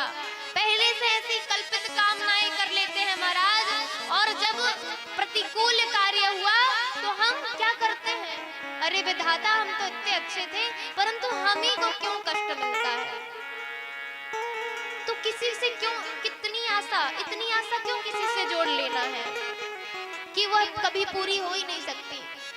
ये कहो ना कि भगवान चाहे सुख मिले या दुख मिले, क्योंकि भगवान को दुखी में तो सब याद करते हैं। जब हमको विपत्ति पड़ती है ना, तो भगवान के अलावा कोई याद नहीं आता हमें।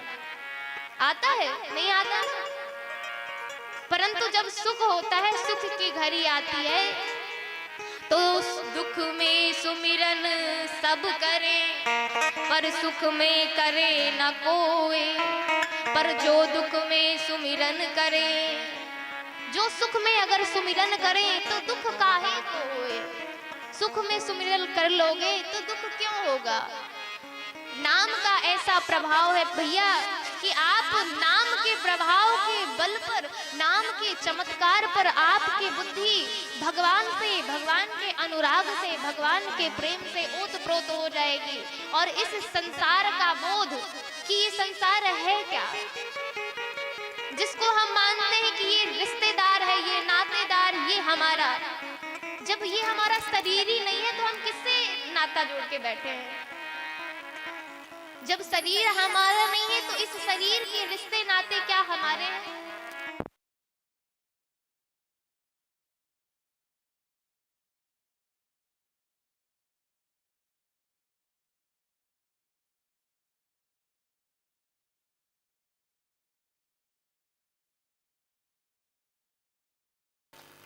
श्री राम जय राम जय जय राम। बोलिए सियावर रामचंद्र की जय। इस संसार में वही जागते हैं जिस पे भगवान की कृपा होती है। और जब लखनलाल जी की बात निषाद जी ने सुनी ना, तो निषाद जी कहते हैं भैया ये माया क्या है और ये कौन सोता है कौन जागता है? ठीक है, कौन सोता है ये तो समझ में आया, परंतु ये समझ में नहीं आया कि जागता कौन है। तो लखनलाल जी कहते हैं कि यही जग जामिनी जाग ही जोगी। इस संसार में वो जागते हैं जो इस प्रपंच को, इस संसार के प्रपंच को त्याग कर भगवान के प्रेम में रत हो जाते हैं। जानई तब ही निषाद जी, तब जान लेना कि वह जीव जाग जो भगवान के प्रेम में, भगवान के अनुराग में खो गया है। वही जान लीजिएगा निषाद जी कि वह जीव जाग गया है। जानिए तब ही जीव जग जागा, जब सब विषय विलास विरागा। और जो भगवान में रम जाता है उसे बुराई अच्छाई कुछ भी कहते रहो, अच्छा भला बुरा दुख सुख, उसको दुख सुख का बोध नहीं होता, अच्छे भले का बोध नहीं होता। वो भगवान की मस्ती में ही मस्त रहता है। महाराज लखनलाल जी कहते हैं कि जो जब सब विषय से विलास से दूर हो जाए, मान लीजिए निषाद जी वह जाग गया, होई विवेक मोह ब्रह्म भागा, तब रघुनाथ चरण अनुरागा। जब रघुनाथ के चरणों से प्रीति हो जाती है, अनुराग हो जाता है, तो ये संसार हमको क्या लगने लगता है? ये लगने लगता है कि ये जो हम मान के चल रहे हैं कि सब हमारे हैं, हमारे हृदय में अपने आप स्वयं ही लगने लगता है कि भैया यहाँ पर हमारा कोई नहीं है। आए भी अकेले और जाएंगे भी अकेले। जिस दिन सज धज कर मौत की शहजादी आएगी, शहजादी आएगी, ना सोना कम आएगा ना चांदी आएगी। जिस मौत की शहजादी आएगी, शहजादी आएगी, ना सोना काम आएगा ना चांदी आएगी।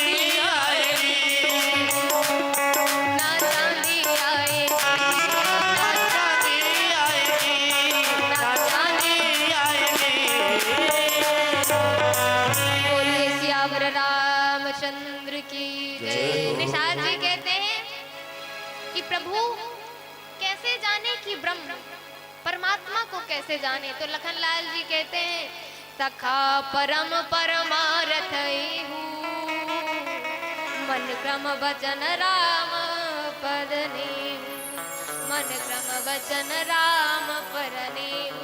मन क्रम वचन से, और ये जो राम जी है ना, राम ब्रह्म परमारथ रूपा, अब गति अलखी अनादि अनूपा। राम ये ब्रह्म है, ये राम नहीं है, ये ब्रह्म है। ये केवल भगवान, ये नर नहीं है, ये तो ब्रह्म है, नारायण है। ना इनको कोई सुख दे सकता, ना कोई इनको दुख दे सकता। इसलिए ये तो सखा, यह सखा परम परमार्थ एहू। इसलिए परमार्थ तो यही है कि हमारे जीवन का प्रत्येक क्षण, परमार्थ का शब्द क्या होता है? व्यवहारिक बोलचाल में यह परमार्थ शब्द आता है, बोलते हैं लोग, यूज करते हैं, परंतु परमार्थ शब्द का अर्थ होता है कि जीवन का प्रत्येक क्षण हम अपना उस भगवान को, उस ब्रह्म को याद करने में लगा दें। यह है परमार्थ। हर एक मन क्रम वचन से हर एक इंद्रिय को भगवान में लगा दें, यह है परमार्थ। इस प्रकार से निषाद राज जी महाराज, निषाद जी को महाराज लखनलाल जी समझाते हैं। आइए दो बार नाम संकीर्तन। बोलो श्री राम जय राम जय राम, बोलो श्री राम जय राम जय जय राम।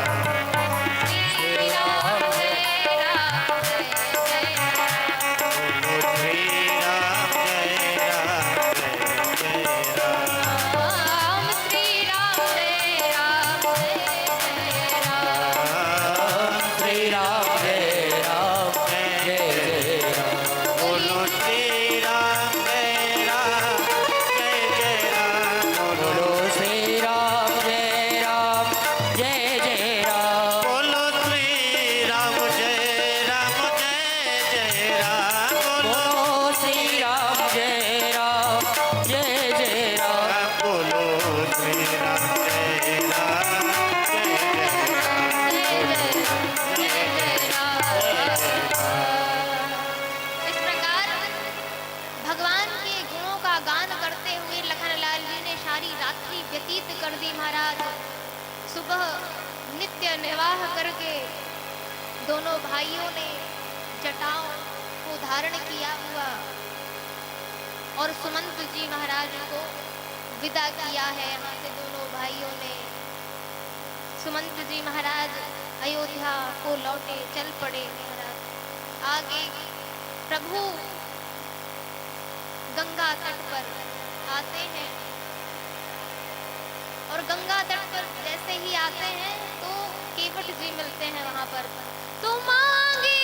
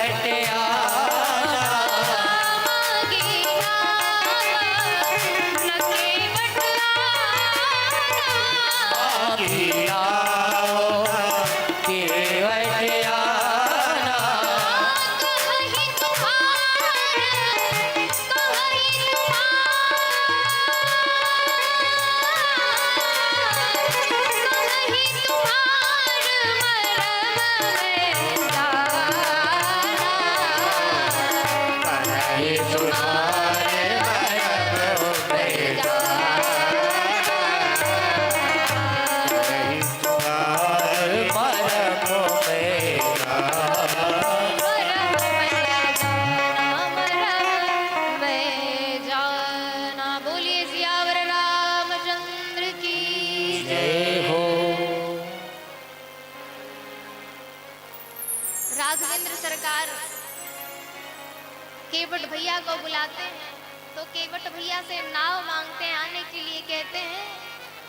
तो एक अर्थ तो यह निकलता है कि मांगी नाव न केवट आना, नाव को मांगते हैं और केवट जी नहीं आते हैं। दूसरा यह अर्थ निकलता है मांगी ना नाव और केवट आना, राम जी ने नाव को मांगा नहीं है और केवट आ गया। जब सुना कि कहा ही तुम्हार मर्म में जाना, तो लखन लाल जी कहते हैं कि भैया तू कौन से मर्म को जानता है, मैं तो भैया की काया के पीछे छाया की तरह लगा रहता हूँ, आज तक मैं भी मर्म नहीं जान पाया, तो तू कहाँ से जान गया, क्या मर्म जानता है। तुम पावक महू करहूं निवासा, और जो लगी करहूं निशाचर नासा। और लक्ष्मण हूँ यह मर्म न जाना, लक्ष्मण जी भी यह मर्म को नहीं जान पाए। ब्रह्मा विष्णु महेश कोई भी भगवान के मर्म को नहीं जानते महाराज। तो लखन लाल जी कहते हैं जब कोई नहीं जान पाया भैया, तो तू कैसे मर्म को जानता है, कौन से मर्म को जानता है। तब लखन लाल जी से केवट कहता है मैं उस मर्म को जानता हूँ, पहला भाव कि मैं उस मर्म को जानता हूँ कि एक बार मैं क्षीर सागर का कछुआ था और मैं वहां रहता था। मैंने सोचा कि क्यों ना भगवान की रूप माधुरी का आनंद ले लिया जाए। तो जैसे ही गया तो शेष नाग ने फुंकार मारी, मैं जाकर क्षीर सागर से दूर पड़ा, रोने लगा। और फिर सोचा चलो कोई बात नहीं, दर्शन नहीं कर पाया तो चरणामृत ही ले लूं। तो वह कछुआ फिर से श्री राघवेंद्र सरकार के भगवान के विष्णु जी के पास क्षीर सागर में चरणामृत लेने के लिए जाता है महाराज। तो जानकी जी लक्ष्मी जी पंखा कर रही थी, हवा कर रही थी, पंखा चल रही थी। उसी समय लक्ष्मी जी ने उस कछुए को देखा और पंखे से हटा दिया। फिर कछुआ जाकर दूर गिरा, रोने लगा और भगवान से कहता है प्रभु क्या इन दोनों ने ही आपकी सेवा का ठेका लेके रखा है क्या आप इन्हीं बस से प्रेम करते हो। हमको बड़ी दया आई महाराज, नारद जी प्रकट हो गए और कहा कि तू परेशान मत हो, त्रेता ब्रह्म मनुज अवतारा, त्रेता में भगवान का प्राकट्य होगा और यही राम तेरे घाट आएंगे, तेरे से नाव मांगेंगे महाराज। उस समय तू अपनी जो भी खूब पैर पखार पखार के धो लेना, जो मर्जी आए बात कर लेना। और दूसरा भाव संत का कि जब एक बार, अब केवट को कभी सत्संग नहीं मिला, एक बार केवट के श्रवण में कानों में प्रभु की कथा सुनाई पड़ी, तो वह सत्संग में जाकर बैठ गया।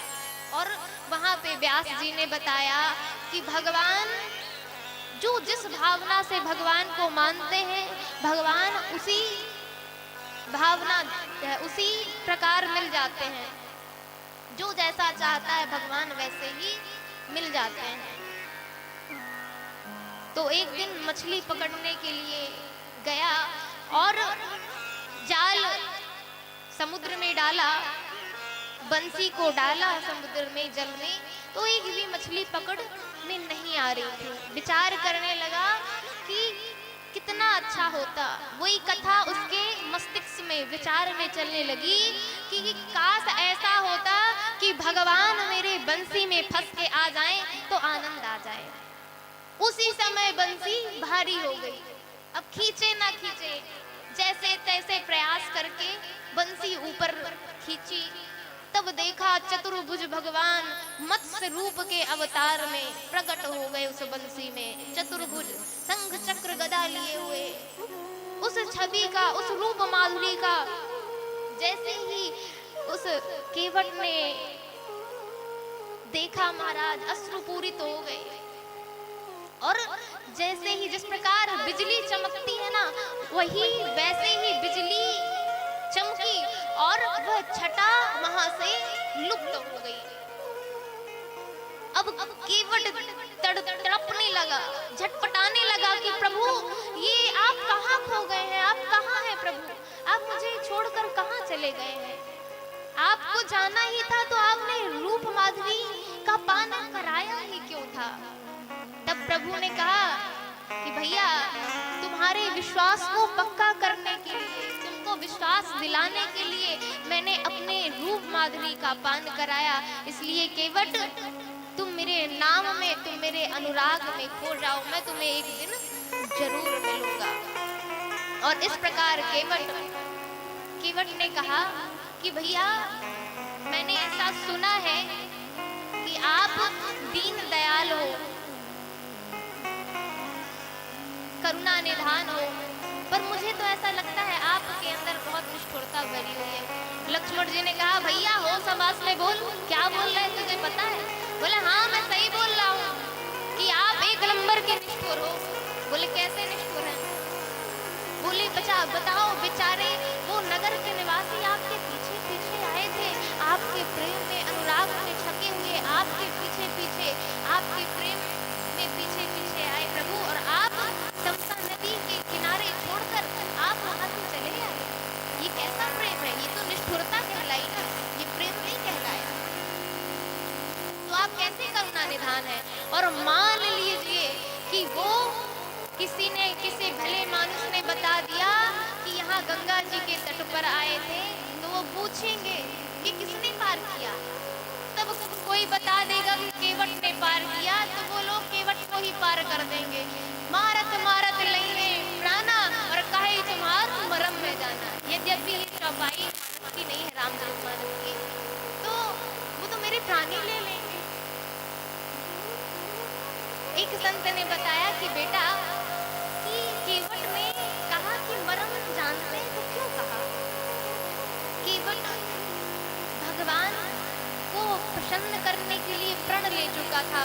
जब केवट ने देखा कि सुमंत्र जी को विदा करते हुए आज मेरे राघवेंद्र सरकार अश्रु पूरित हो गए, उनके कपोलों में अश्रु की रेखाएं बन चुकी हैं, तो इतना वो दुखित हुआ, व्यथित हुआ, कष्ट हुआ केवट को। और उसी समय प्रण लिया कि प्रभु मैं जब तक आपको प्रसन्न नहीं कर दूंगा तब तक मैं अपने घाट में आपको पार नहीं जाने दूंगा, पार नहीं उतारूंगा सरकार। इसलिए केवट ने कहा कि ये जो आपको पार जाना है, आपके पिताजी ने आपको आज्ञा नहीं दी कि आप बन जाइए। आपको यह कहा गया कि सुमंत जी आप जाइए वन निर्जन, सब कुछ दिखाकर गंगा स्नान करके वापस लेते आइएगा। ये नहीं कहा कि आप बन जाइएगा। और मेरी तो निषाद जी की तो एक ब्रांच है, हमारे राजा तो श्री दशरथ जी महाराज हैं। दोनों रानियों के बीच महासंग्राम हुआ और उस महासंग्राम में राम जी को वन भेज दिया गया। राम जी को वन भेज दिया गया। तब आप ये चाहते हो कि मेरे घर में भी आप संग्राम कराना चाहते हो कि मेरे भी लड़के बच्चे बन चले जाएं। इसलिए कहते हैं कहे तुम्हारा मरम में जाना। लखनलाल जी कहते हैं भैया कैसे मरम जानता है। तो हमारे बड़े सरकार कहते थे कि ये जो तुमको ज्ञान है केवट जी, ये बिना गुरु के नहीं हो सकता। तुम्हारा कोई ना कोई गुरु जरूर होगा, क्योंकि गुरु बिन भाव निधि तरई ना कोई। आपके कोई ना कोई गुरु जी हैं। तब राम जी से केवट कहता है प्रभु बता दो कौन है गुरु जी। तो राम जी मुस्कुरा कर कहते हैं भैया पूछने के लिए, बताने के लिए तो पूछ रहा हूँ। क्यों छोटे सरकार, लखनलाल जी से कहा क्यों छोटे सरकार बता दें क्या।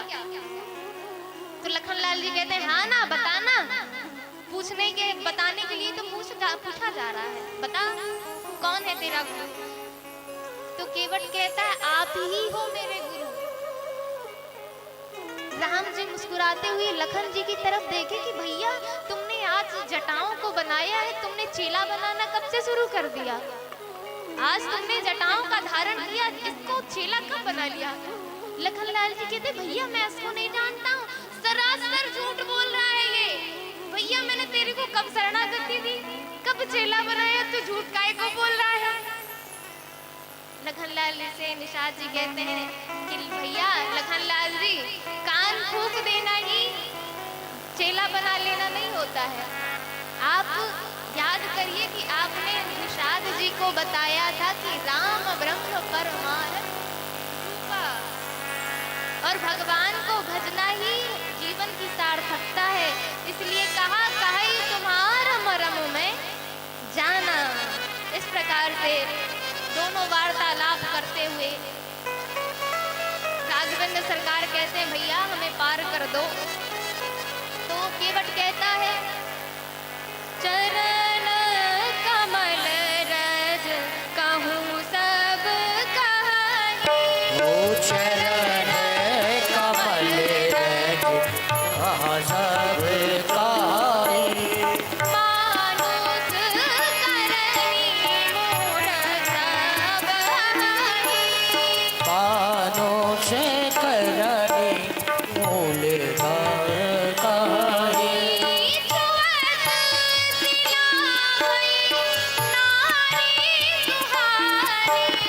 छुअत सिलावै नारी सुहानी।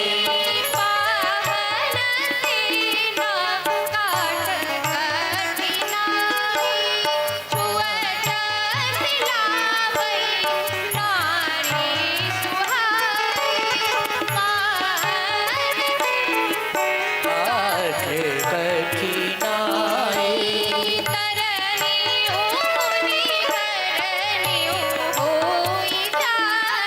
ओ तरनी ओ मुनि घरनी कोई जाए।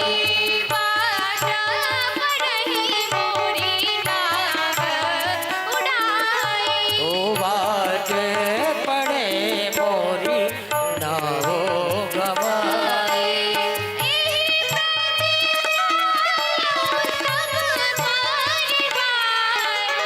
यही प्रतिपालो सब परिवारों।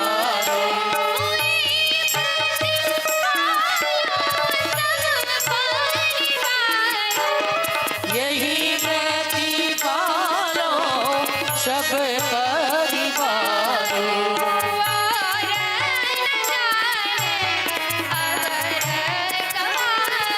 ओ और न जाना ओ और खवारो।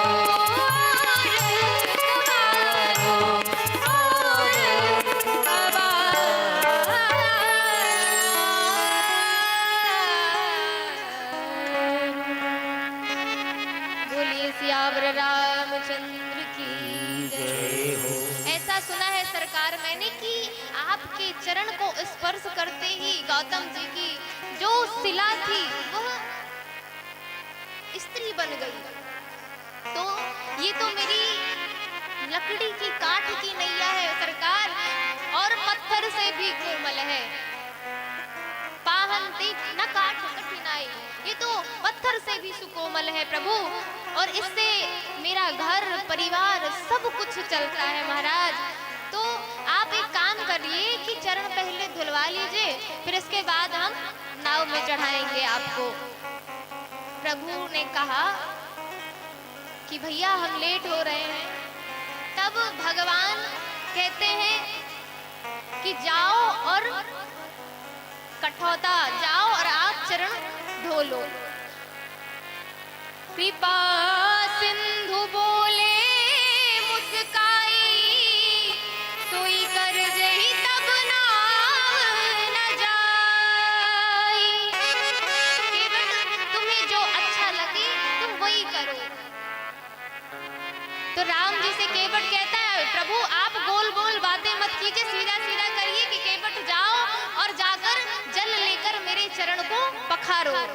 मैं आपका चरण भाव के कारण नहीं पखार रहा हूँ, नाव के कारण पखार रहा हूँ, क्योंकि मेरी नाव स्त्री ना बन जाए, इसलिए मैं नाव को पखार रहा हूँ महाराज। तो राम जी कहते हैं हाँ केवट बेगिया निजल पाव पखारू, होत विलंब उतार ही पारू। जाओ केवट और जल्दी से हमारे चरणों को पखार दो, धो दो, हम विलंब हो रहा है, हमें पार कर दो।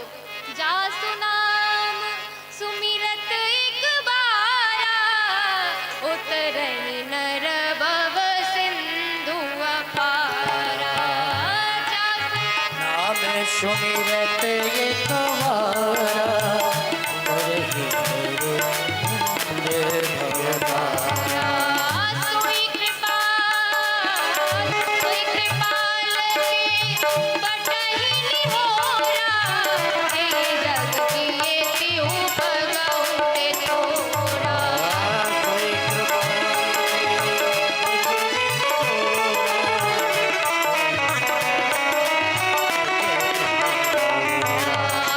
केवट राम रजाय सुखावा, केवट राम रजाय सुखावा, पान कठबता भरि लैयावा।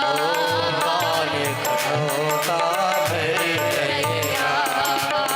पानी कठबता भरि लैयावा। पान कठोता भरि लैयावा, भरि लैयावा। अब यहाँ पर प्रश्न ये उठता है कि केवट गया और कठौते में ही पानी भरकर चरण पखारने के लिए क्यों लेके आया? ये कठौता ही क्यों लेके आया? केवट ने कहा प्रभु जिस काठ की मेरी नाव बनी है ना, उसी लकड़ी का ये कठौता बना हुआ है, तो पहले मैं कठौते से चेक करूंगा कि ये स्त्री बनता है कि नहीं, इसके बाद मैं आपको नाव में बिठाऊंगा। दूसरा भाव संत कहते हैं कि केवट कहता है कि प्रभु गंधर्व श्राप से वृक्ष बना और वृक्ष से लकड़ी बना और लकड़ी से कठौते के रूप में परिणत हो गया महाराज। और ये कठौता किस काम में आता है? जब नाव जलमग्न हो जाती है, जल भर जाता है, तब वह कठौता उलीचने के काम आता है, पानी निकालने के काम आता है। तो वो कठौता कहेगा कि केवट तू कितना स्वार्थी है कि जब मेरी आवश्यकता पड़ी तो तूने जल निकालने के काम के उपयोग में लिया, परंतु तूने नाव का उद्धार करवा दिया। भगवान के चरण पड़ते ही नाव का उद्धार हो जाएगा महाराज, परंतु वहीं पर मैं पड़ा पड़ा भगवान की झांकी का अवलोकन करता रहा केवट, पर तूने मुझे उद्धार नहीं करवाया। तो प्रभु ये तो स्वार्थ हुआ ना, इसीलिए केवट कठौता लेकर आया, कठौते से जल लेकर भगवान के चरणों का पाद प्रक्षालन करता है और कहता है पथ भरी सहरी सकल सुत वारे वारे, प्रभु रुख पाई के बुलाई बालक घरनी, बुलाई बालक घरनी, बंद के चरण पुनीत बारी धोई धोई, चरण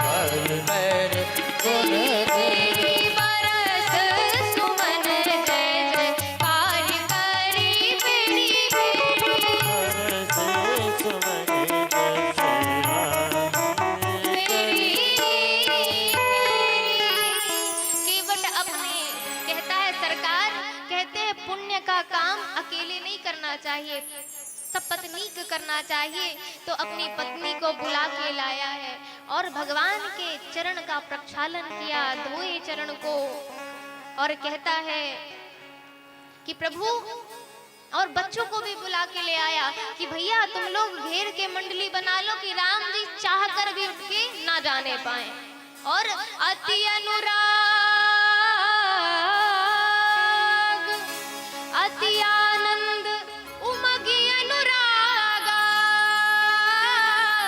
चरण सरोज पखारन ला।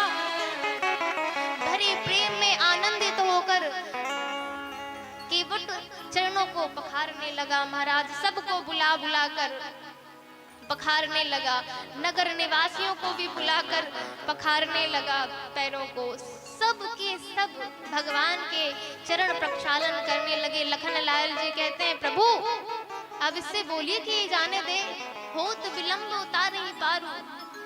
तब केवट कहता है कि प्रभु अभी एक और बच्चे हैं। बोले कौन? बोले प्रभु आप तो जानते हैं ना। बोले यहाँ तो कोई नहीं दिख रहा है।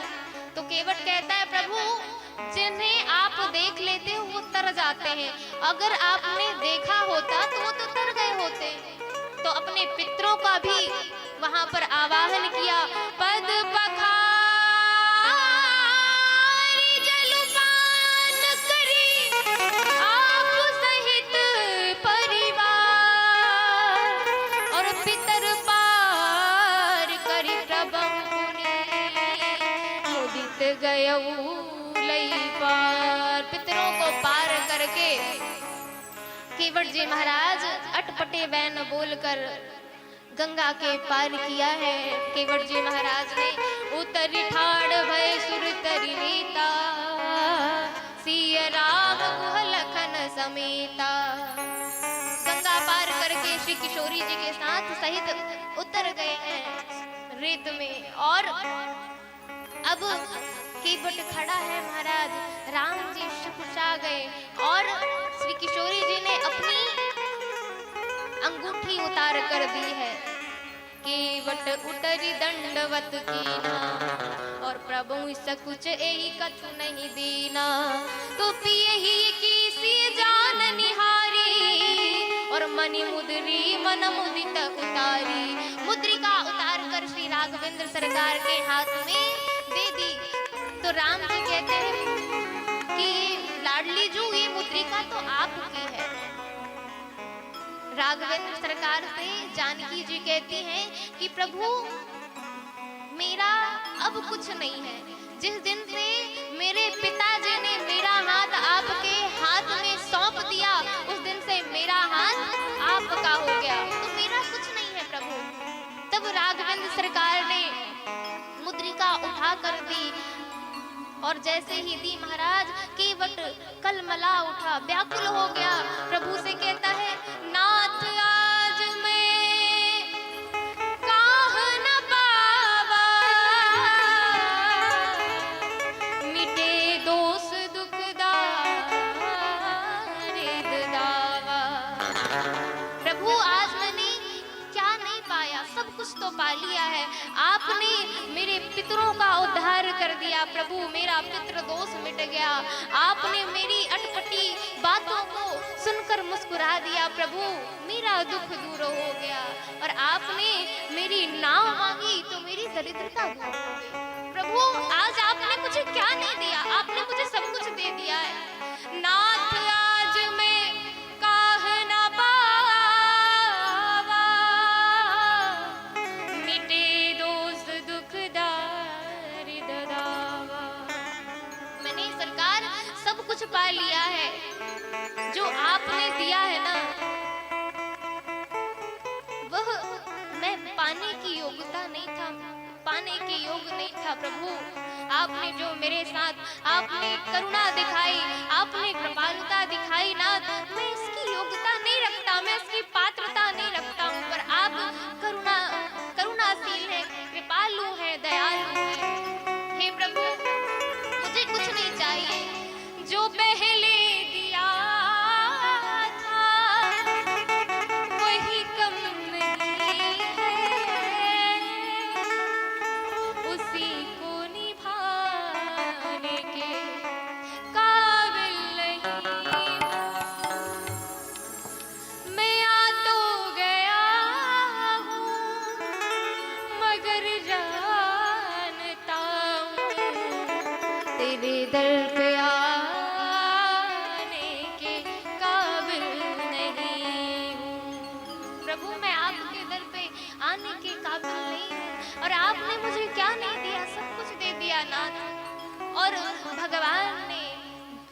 लखनलाल जी महाराज ने, जानकी जी ने बहुत किया, परंतु बहुत कीन प्रभु लखन सिया, नहीं कछु के बटले, विदा कीन करुणायतन, भगति विमल वरु दे। अगर आप प्रभु मुझको देना ही चाहते हैं ना, तो मैं गंगा तट का माझी हूँ, आप भव सागर के माझी हैं, और मैंने है तुमको पार किया। अगर आप मुझे कुछ देना चाहते हैं ना, तो मैंने पार किया है तुमको, और तुम भी पार लगा देना। प्रभु आप कुछ देना चाहते हैं तो मैंने आपको गंगा मैया पार करा दिया है, और आप मुझे इस संसार से, इस भव सागर से पार करा दीजिएगा। तब यहाँ पर आगे बढ़ते हुए किशोरी जी गंगा मैया को प्रणाम करती हैं। नीमातेश्वरी नीरेश्वरी सर्वेश्वरी गंगे नमः, गंगे नमः, धर्मेश्वरी सर्वेश्वरी तीर्थेश्वरी गंगे नमः। आशीर्वाद यही सिए मोरा, भाग सुहाग अटल रहे तोरा, भाग सुहाग अटल रहे तोरा। बोलिए सियावर रामचंद्र की जय। यहीं पर वाणी को विराम। आइए 2 बार नाम संकीर्तन, तदुपरांत आरती। सीता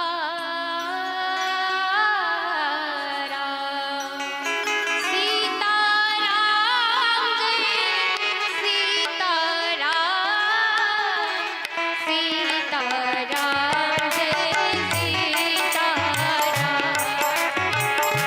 सीताराम जय सीताराम,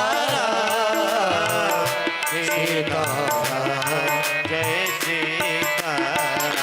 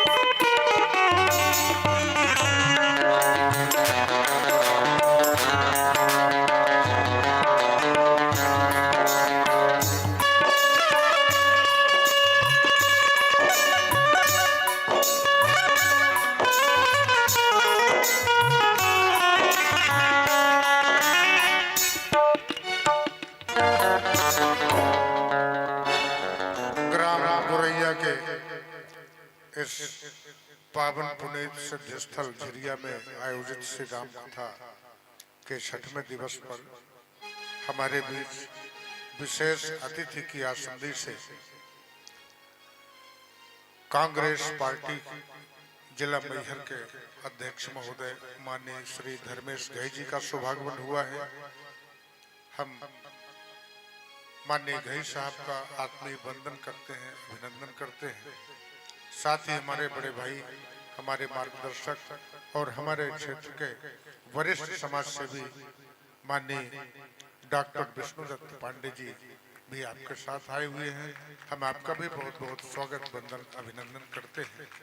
हमें बड़ी प्रसन्नता हुई कि आप हमारे बीच पधारे। आपकी गरिमामयी उपस्थिति हमारा उत्साह वर्धन कर रही है। कल श्री राम कथा का अंतिम दिवस है। आप सभी से विनम्र अनुरोध है कि अधिकतम संख्या में इष्ट मित्रों और परिवार के सहित पधारें। न जाने ऐसा संयोग कितने वर्षों बाद मिलता है या कब मिलता है। उस समय का लाभ लें और इस धर्म कथा में अपनी भागीदारी अवश्य सुनिश्चित करें। आरती का समय है। मैं और अधिक समय ना लेते हुए संगीतकार बंधुओं से आग्रह करता हूं कि आरती का शुभारंभ करें।